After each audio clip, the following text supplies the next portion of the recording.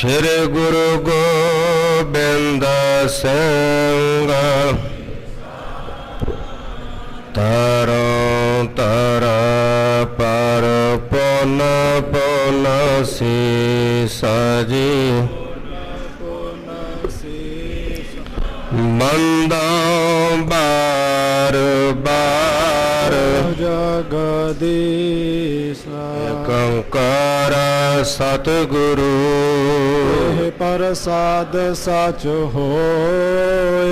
वाहिगुरु जी की फतेह है विघ्न विनाशन सोए। वाहिगुरु जी की फतेह है विघ्न विनाशन सोए। वाहिगुरु जी की फतेह है विघ्न विनाशन सोए।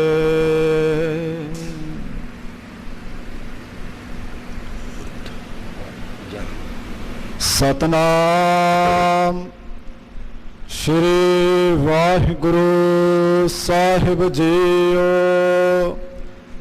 जहांगीर सुन पयो एकांकी जेठा गयो निकट तब ताकी। बैठ कहो तुझ सपथ खुदाए कहो जे साची देहो बताए। वाहिगुरु जी का खालसा वाहिगुरु जी की फतेह।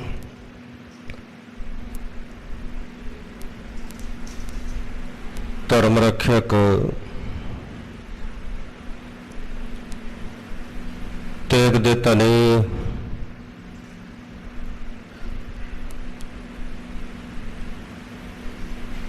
सवल सृष्टि की चादर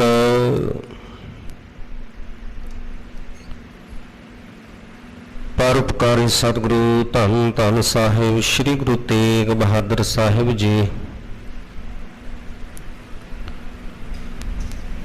सतगुरां जी दे पावन पवित्र अस्थान गुरुद्वारा श्री दुख निवारण साहिब विखे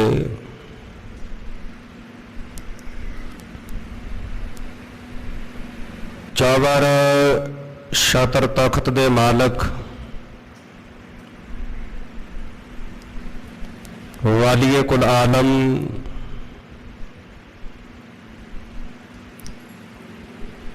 आवाज शब्द हालत पलत दे रक्षक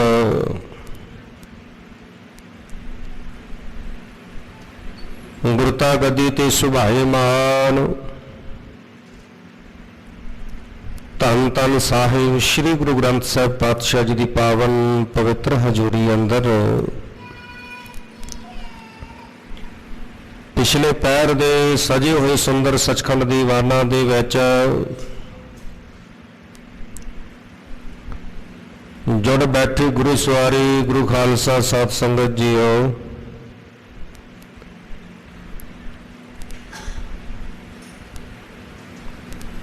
तंता दे योग हो जो आप जी निता प्रात गुरचरणा भी जुड़ करके आयो सुनन पढ़न को बाणी दे प्रजोजन नूं पूरिया करन दे लई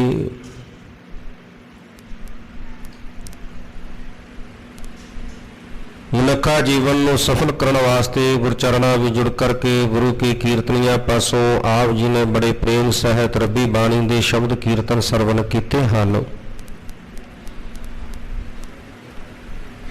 समा बनया है चल रही लड़ीवार गुर इतिहास दी विचार दा। कल दे प्रकरण अंदर आप जी ने सरवण कीता सी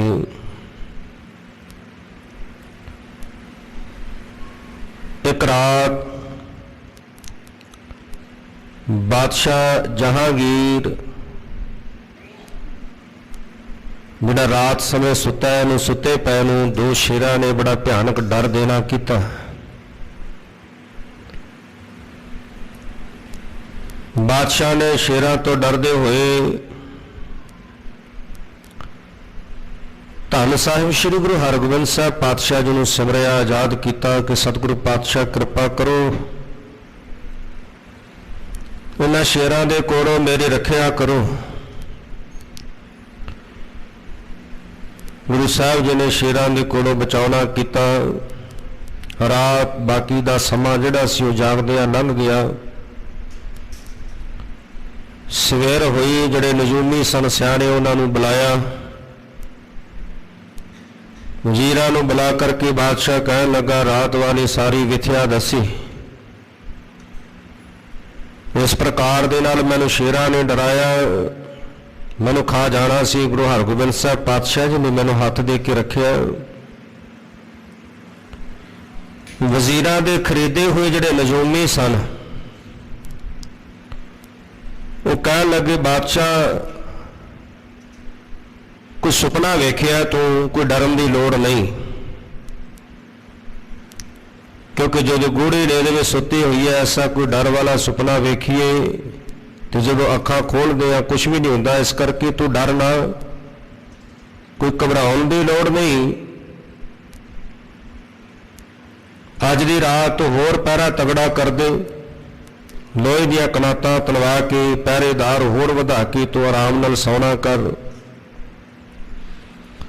ਦੂਸਰੀ ਰਾਤ ਹੋਈ, ਉਸੇ ਤਰ੍ਹਾਂ ਕੀਤਾ, ਲੋਹੇ ਦੀਆਂ ਕਨਾਤਾਂ ਤਾਣੀਆਂ ਗਈਆਂ, ਪਹਿਰੇਦਾਰ ਹੋਰ ਵਧਾ ਦਿੱਤੇ। ਅੱਧੀ ਰਾਤ ਤੋਂ ਬਾਅਦ ਫਿਰ ਸ਼ੇਰਾਂ ਨੇ ਉਸੇ ਤਰ੍ਹਾਂ ਆਉਣਾ ਕੀਤਾ, ਬਾਦਸ਼ਾਹ ਨੂੰ ਡਰ ਦਿੱਤਾ। ਬਾਦਸ਼ਾਹ ਫਿਰ ਬੜਾ ਡਰਿਆ ਘਬਰਾਇਆ, ਗੁਰੂ ਸਾਹਿਬ ਨੂੰ ਸਿਮਰਦਾ ਹੈ। ਗੁਰੂ ਸਾਹਿਬ ਫਿਰ ਹੱਥ ਦੇ ਕੇ ਬਚਾਉਂਦੇ ਨੇ। ਹੁਣ ਸਵੇਰ ਹੋਈ, ਜਿੰਨੇ ਵਜ਼ੀਰ ਸਨ, ਸਿਆਣੇ ਨਜੂਮੀ ਸਨ, ਸਾਰੇ ਬੁਲਾ ਲਏ। ਦੱਸਿਆ ਕਿ ਮੈਂ ਉਸੇ ਤਰ੍ਹਾਂ ਸਾਰਾ ਕੋਈ ਤਗੜਾ ਪਹਿਰਾ ਕਰਕੇ ਸੁੱਤਾ, ਪਰ ਸ਼ੇਰ ਫਿਰ ਆਣ ਪਹੁੰਚੇ। ਉਹਨਾਂ ਨੇ ਮੈਨੂੰ ਖਾ ਜਾਣਾ ਸੀ, ਜੇਕਰ ਗੁਰੂ ਪਾਤਸ਼ਾਹ ਜੀ ਮੈਨੂੰ ਹੱਥ ਦੇ ਕੇ ਨਾ ਬਚਾਉਂਦੇ। ਤੁਸੀਂ ਕਿਉਂ ਕੋਈ ਉਪਾਅ ਨਹੀਂ ਕਰਦੇ? ਇਹ ਤਾਂ ਮੈਨੂੰ ਖਾ ਜਾਣਗੇ। ਹੁਣ ਇਹ ਨਜ਼ੂਮੀ ਕਹਿਣ ਲੱਗੇ ਕਿ ਬਾਦਸ਼ਾਹ, ਲੱਗਦਾ ਤੈਨੂੰ ਕੋਈ ਭਿਆਨਕ ਬਿਮਾਰੀ ਲੱਗ ਗਈ ਹੈ, ਕੋਈ ਰੋਗ ਐਸਾ ਲੱਗ ਗਿਆ ਹੈ, ਤੂੰ ਵੈਦ ਬੁਲਾ, ਵੈਦਾਂ ਨੂੰ ਬੁਲਾ ਕੇ ਆਪਣੀ ਬਿਮਾਰੀ ਦਾ ਕਾਰਨ ਪੁੱਛ। ਬਾਦਸ਼ਾਹ ਨੇ ਜਿਹੜੇ ਕੁਝ ਵੈਦ ਇਹਦੇ ਕੋਲ ਨੌਕਰੀ ਕਰਦੇ ਸਨ ਉਹਨਾਂ ਨੂੰ ਬੁਲਾਇਆ, ਕੁਝ ਢੰਡੌਰਾ ਜਿਹੜਾ ਸੀ ਫਰਵਾ ਦਿੱਤਾ, ਵੈਦਾਂ ਨੂੰ ਬੁਲਾਉਣਾ ਕੀਤਾ। ਬੜੇ ਬੜੇ ਸਿਆਣੇ ਵੈਦ ਚੱਲ ਕੇ ਆਏ, ਬਾਦਸ਼ਾਹ ਦੀ ਨਬਜ਼ ਪਕੜੀ ਹੈ, ਵੇਖਦੇ ਨੇ ਬਾਦਸ਼ਾਹ ਨੂੰ ਰੋਗ ਕੋਈ ਨਹੀਂ, ਪਰ ਜਦੋਂ ਸ਼ੇਰਾਂ ਦੀ ਗੱਲ ਸੁਣਦੇ ਨੇ ਬੜੇ ਹੈਰਾਨ ਹੁੰਦੇ ਨੇ। ਉਹ ਬਾਦਸ਼ਾਹ ਨੂੰ ਧਰਵਾਸ ਦੇਣ ਵਾਸਤੇ, ਧੀਰਜ ਦੇਣ ਵਾਸਤੇ, ਸੰਸਾ ਦੂਰ ਕਰਦੇ ਆ, ਕੁਝ ਨਾ ਕੁਝ ਆਪਣੇ ਵੱਲੋਂ ਜਿਹੜਾ ਹੈ ਉਹ ਪਰਚਾਉਂਦੇ ਹਨ, ਪਰ ਕਿਸੇ ਦੇ ਸਮਝ ਵਿੱਚ ਕੁਝ ਨਹੀਂ ਆ ਰਿਹਾ ਕਿ ਕਾਰਨ ਕੀ ਹੈ। ਇੰਨੇ ਸਮੇਂ ਨੂੰ ਭਾਈ ਜੇਠਾ ਜੀ, ਜਿਹੜੇ ਭਾਈ ਪ੍ਰਾਣਾ ਜੀ ਨੂੰ ਨਾਲ ਲੈ ਕੇ ਸ਼ੇਰ ਦਾ ਰੂਪ ਧਾਰਨ ਕਰਕੇ ਬਾਦਸ਼ਾਹ ਨੂੰ ਡਰਾਉਂਦੇ ਸਨ, ਉਹਨਾਂ ਨੇ ਵੀ ਸੁਣਿਆ ਕਿ ਬਾਦਸ਼ਾਹ ਨੇ ਵੈਦ ਹਕੀਮ ਬੁਲਾਏ ਨੇ।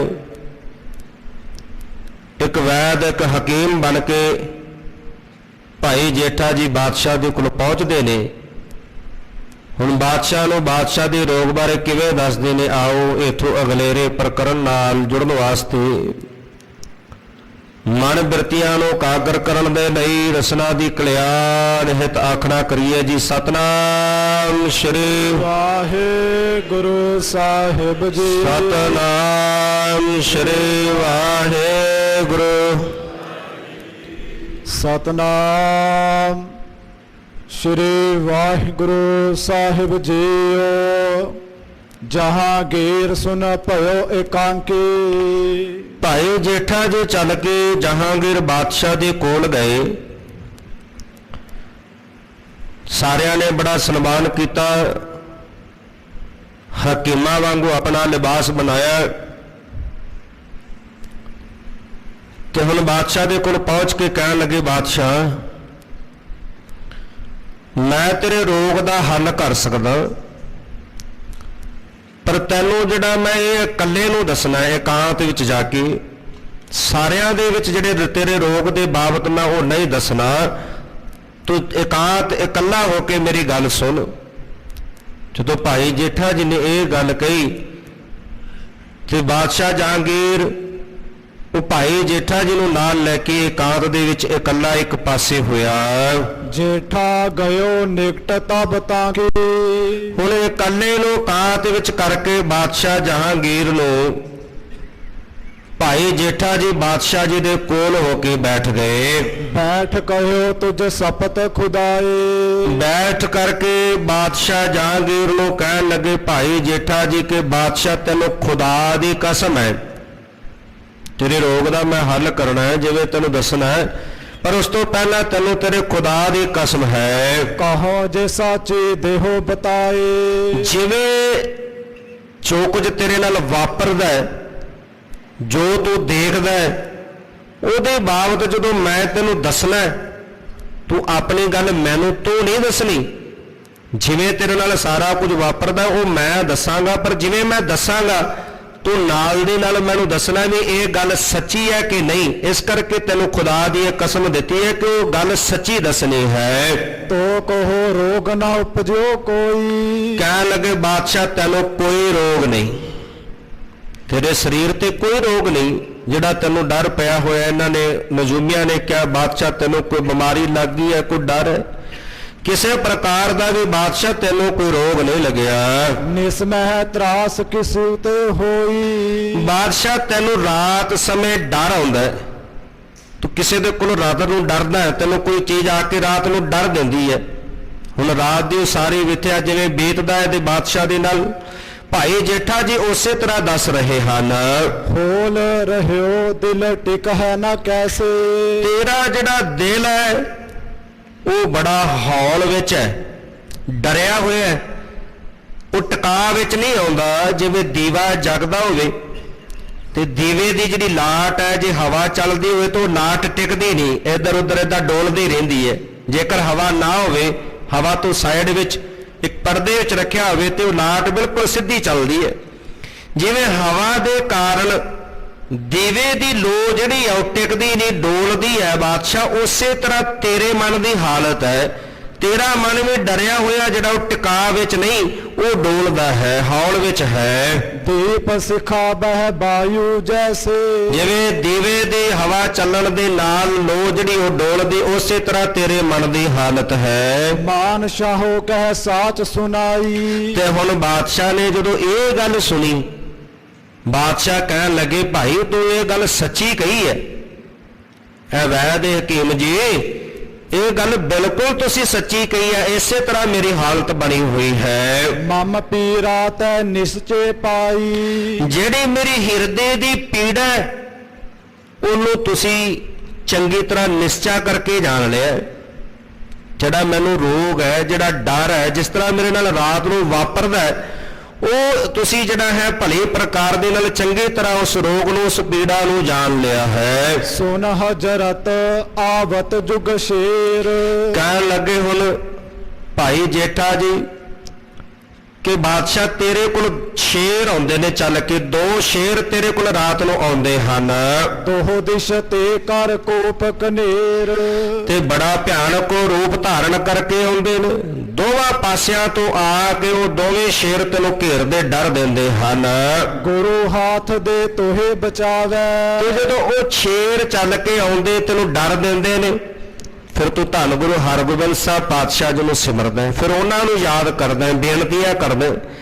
ਤੇਰੀ ਬੇਨਤੀ ਨੂੰ ਸੁਣ ਕੇ ਫਿਰ ਧੰਨ ਗੁਰੂ ਹਰਗੋਬਿੰਦ ਸਾਹਿਬ ਪਾਤਸ਼ਾਹ ਜੀ ਆ ਕੇ ਤੈਨੂੰ ਸ਼ੇਰਾਂ ਤੋਂ ਬਚਾਉਂਦੇ, ਤੇਰੀ ਰੱਖਿਆ ਕਰਦੇ ਹਨ। ਨਾਹੇ ਤਾਂ ਦੋਨੋਂ ਤੁਮ ਕਹੋ ਖਾਵੇ।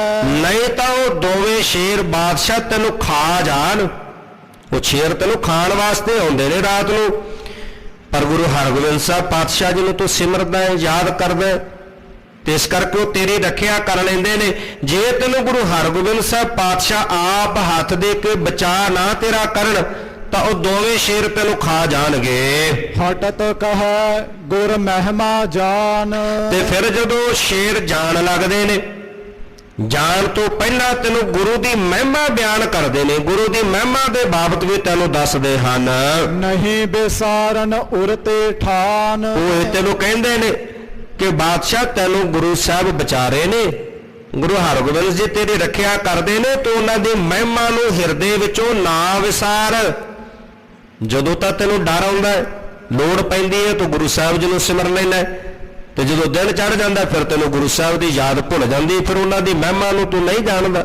ਇਸ ਕਰਕੇ ਗੁਰੂ ਸਾਹਿਬ ਜੀ ਦੀ ਜਿਹੜੀ ਮਹਿਮਾ ਹੈ ਉਹਨੂੰ ਸਦਾ ਹਿਰਦੇ ਵਿੱਚ ਵਸਾ ਕੇ ਰੱਖੋ, ਉਹਨੂੰ ਵਿਸਾਰ ਨਾ। ਡਰ ਹਰ ਬੇਹਿਤ ਜਤਨ ਬਤਾਵੈ। ਤੇ ਇਸ ਤਰ੍ਹਾਂ ਦੇ ਨਾਲ ਜਿਹੜਾ ਹੈ ਉਹ ਤੈਨੂੰ ਯਤਨ ਵੀ ਬਤਾਉਂਦੇ ਨੇ ਤੇਰੇ ਭਲੇ ਵਾਸਤੇ। ਤੇਰਾ ਬਚਾਅ ਕਿਵੇਂ ਹੋ ਸਕਦਾ ਹੈ ਸ਼ੇਰਾਂ ਦੇ ਕੋਲੋਂ, ਤੇਰੇ ਭਲੇ ਦੇ ਖਾਤਰ ਉਹ ਤੈਨੂੰ ਯਤਨ ਵੀ ਦੱਸ ਕੇ ਜਾਂਦੇ ਹਨ। ਸੋ ਕਹਿਓ ਕਰ ਤੁਮ ਹਿਰਦੇ ਨਾ ਲਗਾਵੈ। ਪਰ ਉਹ ਜਿਹੜਾ ਤੈਨੂੰ ਯਤਨ ਕਹਿ ਕੇ ਜਾਂਦੇ ਨੇ, ਉਹ ਉਪਾਅ ਕਰਨ ਦੇ ਬਾਬਤ ਤੈਨੂੰ ਦੱਸਦੇ ਨੇ, ਤੂੰ ਹਿਰਦੇ ਵਿੱਚ ਨਹੀਂ ਲਿਆਉਂਦਾ, ਉਹਨੂੰ ਧਾਰਨ ਨਹੀਂ ਕਰਦਾ, ਉਹ ਗੱਲ ਨੂੰ ਮੰਨਦਾ ਨਹੀਂ। ਸ਼ੇਰ ਆਉਂਦੇ ਨੇ ਤੈਨੂੰ ਖਾਣ ਵਾਸਤੇ, ਗੁਰੂ ਸਾਹਿਬ ਬਚਾ ਲੈਂਦੇ ਨੇ। ਜਾਣ ਲੱਗਿਆ ਸ਼ੇਰ ਤੈਨੂੰ ਗੁਰੂ ਸਾਹਿਬ ਦੀ ਉਪਮਾ ਦੱਸਦੇ ਨੇ, ਫਿਰ ਤੈਨੂੰ ਇਹ ਵੀ ਕਹਿੰਦੇ ਨੇ, ਉਹ ਯਤਨ ਵੀ ਦੱਸਦੇ ਨੇ ਤੇਰਾ ਬਚਾਅ ਕਿਵੇਂ ਹੋ ਸਕਦਾ ਹੈ। ਪਰ ਉਹ ਉਪਾਅ ਕਰਨ ਦੇ ਲਈ ਉਹ ਗੱਲ ਨੂੰ ਤੂੰ ਮਨ ਵਿੱਚ ਨਹੀਂ ਲਿਆਉਂਦਾ। ਜੇ ਨਹਿ ਸਮਝੋ ਮੈਂ ਸਮਝਾਉਂ। ਤੇ ਬਾਦਸ਼ਾਹ ਜੇ ਤੈਨੂੰ ਉਹ ਸ਼ੇਰਾਂ ਦੀ ਕਹੀ ਹੋਈ ਗੱਲ ਸਮਝ ਵਿੱਚ ਨਹੀਂ ਪੈਂਦੀ, ਤੇਰੀ ਸਮਝ ਵਿੱਚ ਪਕੜ ਵਿੱਚ ਨਹੀਂ ਆਉਂਦੀ, ਤਾਂ ਮੈਨੂੰ ਦੱਸ, ਮੈਂ ਤੈਨੂੰ ਚੰਗੀ ਤਰ੍ਹਾਂ ਸਮਝਾ ਦਿੰਦਾ ਹਾਂ। ਰੋਗ ਤਰਾਸ ਸਭ ਦੂਰ ਮਿਟਾਉਂ। ਤੇ ਜਿਹੜਾ ਰੋਗ ਦਾ ਜਿਹੜਾ ਵੱਡਾ ਡਰ ਹੈ ਤੇਰੇ ਅੰਦਰ ਬਣਿਆ ਹੋਇਆ ਉਹ ਤੇਰਾ ਮੈਂ ਰੋਗ, ਉਹ ਸਾਰਾ ਜਿਹੜਾ ਡਰ ਹੈ ਉਹ ਦੂਰ ਕਰ ਦਿਆਂਗਾ ਬਾਦਸ਼ਾਹ। ਜੇਕਰ ਉਹ ਗੱਲ ਤੇਰੀ ਪਕੜ ਵਿੱਚ ਨਹੀਂ ਆਉਂਦੀ, ਸ਼ੇਰਾਂ ਦੀ ਕਹੀ ਹੋਈ ਤੈਨੂੰ ਸਮਝ ਨਹੀਂ ਪੈਂਦੀ, ਤਾਂ ਮੈਨੂੰ ਦੱਸ, ਮੈਂ ਤੈਨੂੰ ਸਮਝਾ ਦਿੰਦਾ। ਫਿਰ ਤੇਰਾ ਉਹ ਜਿਹੜਾ ਡਰ ਹੈ, ਭੈ ਹੈ, ਉਹ ਰੋਗ ਹੈ, ਉਹ ਦੂਰ ਹੋ ਜਾਵੇਗਾ। ਇਮ ਜੇਠੇ ਜਬ ਪਤੇ ਲਗਾਏ। ਤੇ ਜਦੋਂ ਇਸ ਪ੍ਰਕਾਰ ਦੇ ਨਾਲ ਭਾਈ ਜੇਠਾ ਜੀ ਨੇ ਸਾਰੇ ਪਤੇ ਦੱਸੇ, ਜਿਵੇਂ ਰਾਤ ਨੂੰ ਵਾਪਰਦਾ ਬਾਦਸ਼ਾਹ ਦੇ ਨਾਲ, ਸ਼ੇਰ ਆਉਂਦੇ ਨੇ, ਗੁਰੂ ਸਾਹਿਬ ਬਚਾਉਂਦੇ ਨੇ, ਫਿਰ ਗੁਰੂ ਸਾਹਿਬ ਦੀ ਉਪਮਾ ਕਰਦੇ ਨੇ, ਸ਼ੇਰ ਸਾਰਾ ਕੁਝ ਜਿਵੇਂ ਵਾਪਰਦਾ ਉਹ ਉਸੇ ਤਰ੍ਹਾਂ ਹੂਬਹੂ ਜਿਹੜਾ ਪਤਾ ਉਹ ਬਾਦਸ਼ਾਹ ਨੂੰ ਜਦੋਂ ਭਾਈ ਜੇਠਾ ਜੀ ਨੇ ਦੱਸਿਆ ਹੈ। ਹਜ਼ਰਤ ਕਹਿਓ ਠੀਕ ਤੈ ਗਾਏ। ਤੇ ਹੁਣ ਬਾਦਸ਼ਾਹ ਜਹਾਂਗੀਰ ਕਹਿਣ ਲੱਗਾ ਵੈਦ ਜੀ ਤੁਸੀਂ ਬਿਲਕੁਲ ਸਹੀ ਦੱਸਿਆ, ਤੁਸੀਂ ਸਹੀ ਪਤਾ ਲਾਇਆ, ਬਿਲਕੁਲ ਸਹੀ ਗੱਲ ਮੈਨੂੰ ਦੱਸੀ ਹੈ, ਜਿਵੇਂ ਵਾਪਰਦੀ ਹੈ, ਜਿਵੇਂ ਸ਼ੇਰ ਆਉਂਦੇ ਨੇ, ਗੁਰੂ ਸਾਹਿਬ ਬਚਾਉਂਦੇ ਨੇ, ਉਪਮਾ ਕਰਦੇ ਨੇ, ਉਹ ਜਿਵੇਂ ਵੀ ਵਾਪਰਦਾ ਸਾਰਾ ਕੁਝ ਮੇਰੇ ਨਾਲ ਉਹ ਬਿਲਕੁਲ ਤੁਸੀਂ ਠੀਕ ਦੱਸਿਆ ਹੈ। ਆਬ ਜੇ ਮਹਟ ਹੈ ਬਤਾਵਨ ਕੀਜੈ। ਤੇ ਹੁਣ ਜਦੋਂ ਉਹ ਪਿੱਛੇ ਹਟਦੇ ਨੇ ਤੇ ਮੈਨੂੰ ਕਹਿ ਕੇ ਜਾਂਦੇ ਨੇ, ਉਹਦੇ ਬਾਬਤ ਆਪ ਜੀ ਕਿਰਪਾ ਕਰਕੇ ਮੈਨੂੰ ਦੱਸੋ। ਤੁਵ ਪੂਰਨ ਉਸਤਾਦ ਲਖੀਜੈ। ਕਹਿਣ ਲੱਗੇ ਵੈਦ ਜੀ ਤੁਹਾਡਾ ਉਸਤਾਦ ਬਿਲਕੁਲ ਸੱਚੀ ਗੱਲ ਤੁਸੀਂ ਕਹੀ ਹੈ ਕਿ ਬੜਾ ਪੂਰਨ ਹੈ, ਕਾਮਲ ਹੈ, ਤੁਹਾਡਾ ਜਿਹੜਾ ਉਸਤਾਦ ਹੈ, ਤੁਹਾਡਾ ਜਿਹੜਾ ਗੁਰੂ ਹੈ ਉਹ ਬਹੁਤ ਕਾਮਲ ਹੈ। ਇਸ ਗੱਲ ਦੇ ਵਿੱਚ ਪੂਰਨ ਤੌਰ ਤੇ ਉਹ ਮੰਨਿਆ ਹੋਵੇਗਾ। ਉਹ ਉਸਤਾਦ ਜਿਹੜਾ ਹੈ ਉਹਨੇ ਜਿਹੜੀ ਇਹ ਵਿਦਿਆ ਰੋਗ ਦੀ ਵੈਦਗੀ ਦੀ ਉਹਨੇ ਚੰਗੀ ਤਰ੍ਹਾਂ ਪੜ੍ਹੀ ਹੋਏਗੀ, ਤਾਂ ਹੀ ਐਸਾ ਤੂੰ ਉਸਤਾਦ ਧਾਰਨ ਕੀਤਾ ਨਾ। ਇਸ ਕਰਕੇ ਤੇਰਾ ਜਿਹੜਾ ਉਸਤਾਦ ਹੈ ਉਹ ਪੂਰਨ ਹੈ। ਕਿਮ ਕੇ ਹਰ ਕਹਿ ਬੂਝ ਬੁਝਾਵੇ। ਜਿਵੇਂ ਸ਼ੇਰਾਂ ਦੇ ਬਾਬਤ ਸੋ ਸਾਰੀ ਗੱਲ ਮੈਨੂੰ ਦੱਸੀ ਹੈ, ਇਹੋ ਸਮਝਾਏ ਨਾ ਮਮ ਮਨ ਆਵੇ। ਤੇ ਜਿਹੜੇ ਉਹ ਸ਼ੇਰ ਜਾਣ ਲੱਗਿਆ ਮੈਨੂੰ ਕਹਿ ਕੇ ਜਾਂਦੇ ਨੇ, ਜਿਹੜੇ ਗੁਰੂ ਸਾਹਿਬ ਦੀ ਉਪਮਾ ਕਰਦੇ ਤੇ ਜਿਹੜੀ ਗੱਲ ਕਹਿੰਦੇ ਨੇ ਉਹ ਮੇਰੀ ਸਮਝ ਵਿੱਚ ਨਹੀਂ ਆਉਂਦੀ।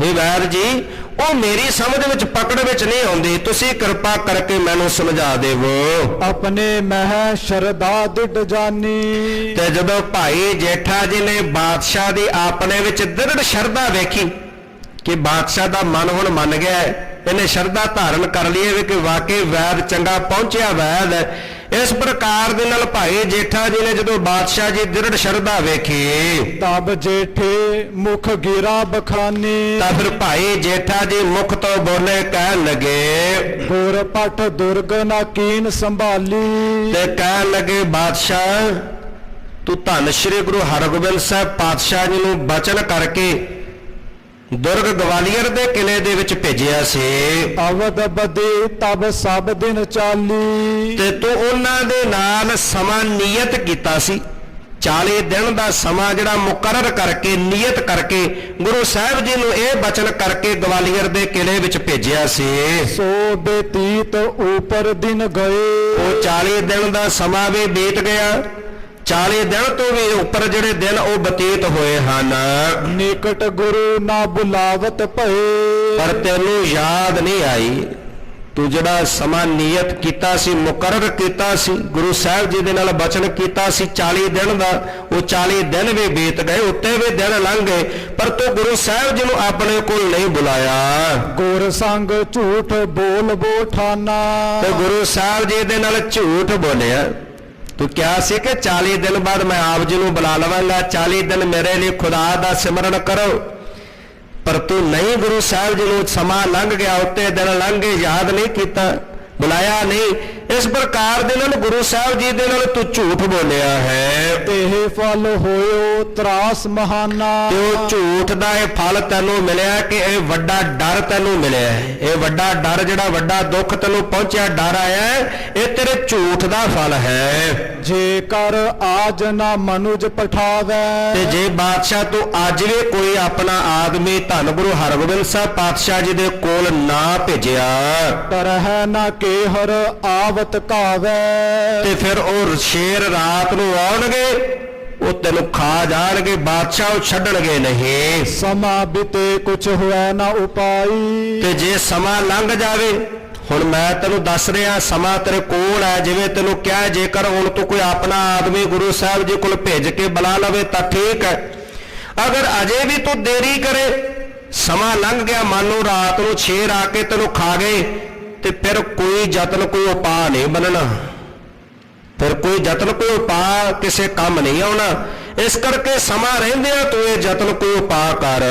ਗੁਰ ਦਿਸ਼ ਨਮੋ ਕਰਹੁ ਸਿਰ ਨਿਆਈ। ਇੰਦਰੋ ਧੰਨ ਗੁਰੂ ਹਰਗੋਬਿੰਦ ਸਾਹਿਬ ਪਾਤਸ਼ਾਹ ਜਿਸ ਦਿਸ਼ਾ ਵਿੱਚ ਹਨ ਉਸ ਪਾਸੇ ਵੱਲ ਨੂੰ ਕਰਕੇ ਦੋਵੇਂ ਹੱਥ ਜੋੜ ਕੇ ਨਮਸਕਾਰ ਕਰ ਸਿਰ ਨਿਵਾਉਣਾ ਕਰ ਜੋਰ ਹੋ ਅਰ ਬਾਕ ਉਚਾਰ ਹੋ। ਦੋਵੇਂ ਹੱਥ ਜੋੜ ਕੇ ਸਤਿਗੁਰੂ ਪਾਤਸ਼ਾਹ ਜੀ ਨੂੰ ਬੇਨਤੀ ਕਰ ਖਿਮ ਹੋ ਪ੍ਰਭੂ ਨਿਜ ਬਿਰਦ ਸੰਭਾਰ ਹੋ। ਏ ਸਤਿਗੁਰੂ ਪਾਤਸ਼ਾਹ ਮੇਰੀ ਪੀੜੀ ਦੇ ਮਾਲਕ ਪਰਉਪਕਾਰੀ ਸਤਿਗੁਰੂ ਮੇਰੀ ਭੁੱਲ ਦੀ ਖਿਮਾ ਕਰ ਦਿਓ। ਪਾਤਸ਼ਾਹ ਮੈਂ 40 ਦਿਨਾਂ ਦਾ ਸਮਾਂ ਕਹਿ ਕੇ ਨਿਯਤ ਕਰਕੇ ਤੁਹਾਨੂੰ ਗਵਾਲੀਅਰ ਦੇ ਕਿਲੇ ਵਿੱਚ ਭੇਜਿਆ ਸੀ ਉਹ ਸਮਾਂ ਬੀਤ ਗਿਆ ਪਰ ਮੈਂ ਆਪ ਜੀ ਨੂੰ ਯਾਦ ਨਹੀਂ ਕੀਤਾ ਬੁਲਾਇਆ ਨਹੀਂ ਤੇ ਪਾਤਸ਼ਾਹ ਤੁਹਾਡਾ ਬਿਰਧ ਹੈ ਆਪਣੇ ਬਿਰਧ ਨੂੰ ਸੰਭਾਲਦਿਆਂ ਹੋਇਆ ਮੇਰੀ ਭੁੱਲ ਦੀ ਖਿਮਾ ਕਰ ਦਿਓ ਮੈਨੂੰ ਬਖਸ਼ ਲਵੋ। ਬਠੋ ਮਨੁਜ ਅਬ ਨਿਕਟ ਹਕਾਰੋ। ਤੇ ਹੁਣ ਕੋਈ ਆਪਣਾ ਮਨੁੱਖ ਭੇਜ ਕਰਕੇ ਸਤਿਗੁਰੂ ਪਾਤਸ਼ਾਹ ਕੇ ਬੇਨਤੀ ਕਰ ਭਾਈ ਜੇਠਾ ਜੀ ਦੱਸ ਰਹੇ ਨੇ ਕਿ ਗੁਰੂ ਸਾਹਿਬ ਜੀ ਕੋਲ ਬੇਨਤੀ ਕਰਦੇ ਆ ਭੁੱਲ ਦੀ ਖਿਮਾ ਮੰਗ ਨਾਲ ਇਹ ਕਹਿ ਕੇ ਪਾਤਸ਼ਾਹ ਜੀ ਮੈਂ ਆਪਣਾ ਕੋਈ ਆਦਮੀ ਭੇਜ ਕੇ ਬਹੁਤ ਛੇਤੀ ਹੀ ਤੁਹਾਨੂੰ ਆਪਣੇ ਕੋਲ ਬੁਲਾਵਾਂਗਾ। ਦਰਸ਼ਨ ਕਰੋ ਸੀਸ ਪਗ ਧਾਰੋ। ਤੁਹਾਡੇ ਦਰਸ਼ਨ ਕਰਕੇ ਆਪਣਾ ਜਿਹੜਾ ਸਿਰ ਮਸਤਕ ਆ ਉਹ ਤੁਹਾਡੇ ਚਰਨਾਂ ਦੇ ਵਿੱਚ ਰੱਖਾਂਗਾ। ਉੱਠ ਕਰ ਅਬਹ ਨਾ ਬੁਝ ਹੋ ਕੋਈ। ਤੇ ਬਾਦਸ਼ਾਹ ਹੁਣ ਇੱਥੋਂ ਉੱਠ ਕੇ ਕਿਸੇ ਸਲਾਹ ਵਿੱਚ ਨਾ ਪੈ ਜਾਵੇਂ ਕਿਤੇ ਕਿਸੇ ਨੂੰ ਪੁੱਛਣ ਲੱਗ ਜਾਵੇ ਕਿਉਂਕਿ ਪਤਾ ਸੀ ਕਿ ਚੰਦੂ ਦੁਸ਼ਟ ਵਰਗਿਆਂ ਕੋਲ ਜਦੋਂ ਕਿਉਂਕਿ ਸਾਰੇ ਵਜ਼ੀਰ ਉਹਦੇ ਖਰੀਦੇ ਹੋਏ ਨੇ ਜੇ ਉਹਨਾਂ ਨੂੰ ਬਾਦਸ਼ਾਹ ਪੁੱਛਣ ਲੱਗ ਗਿਆ ਉਹਨਾਂ ਨੇ ਫੇਰ ਮੱਤ ਫੇਰ ਦੇਣੀ ਹੈ ਟਾਲ ਦੇਣ। ਬਾਦਸ਼ਾਹ ਹੁਣ ਇਸ ਗੱਲ ਨੂੰ ਕਿਸੇ ਕੋਲੋਂ ਪੁੱਛਣਾ ਨਹੀਂ ਕਿਸੇ ਨਾਲ ਕੋਈ ਇੱਥੋਂ ਉੱਠ ਕੇ ਸਲਾਹ ਮਸ਼ਵਰਾ ਨਹੀਂ ਕਰਨਾ। ਕਰੋ ਅਰਜ ਕਬ ਤਰਾਸ ਨਾ ਹੋਈ। ਤੇ ਜੇ ਤੂੰ ਕੋਈ ਆਪਣਾ ਅੱਜ ਆਦਮੀ ਕੋਈ ਭੇਜ ਕੇ ਗੁਰੂ ਸਾਹਿਬ ਜੀ ਨੂੰ ਬੁਲਾਏਗਾ ਫਿਰ ਤੈਨੂੰ ਰਾਤ ਨੂੰ ਕਿਸੇ ਪ੍ਰਕਾਰ ਦਾ ਕੋਈ ਡਰ ਨਹੀਂ ਆਏਗਾ ਰਾਤ ਨੂੰ ਸ਼ੇਰ ਤੈਨੂੰ ਡਰ ਨਹੀਂ ਦੇਣਗੇ। ਸੁਨ ਹਜ਼ਰਤ ਉਰ ਲਾਗੀ ਆਛੇ।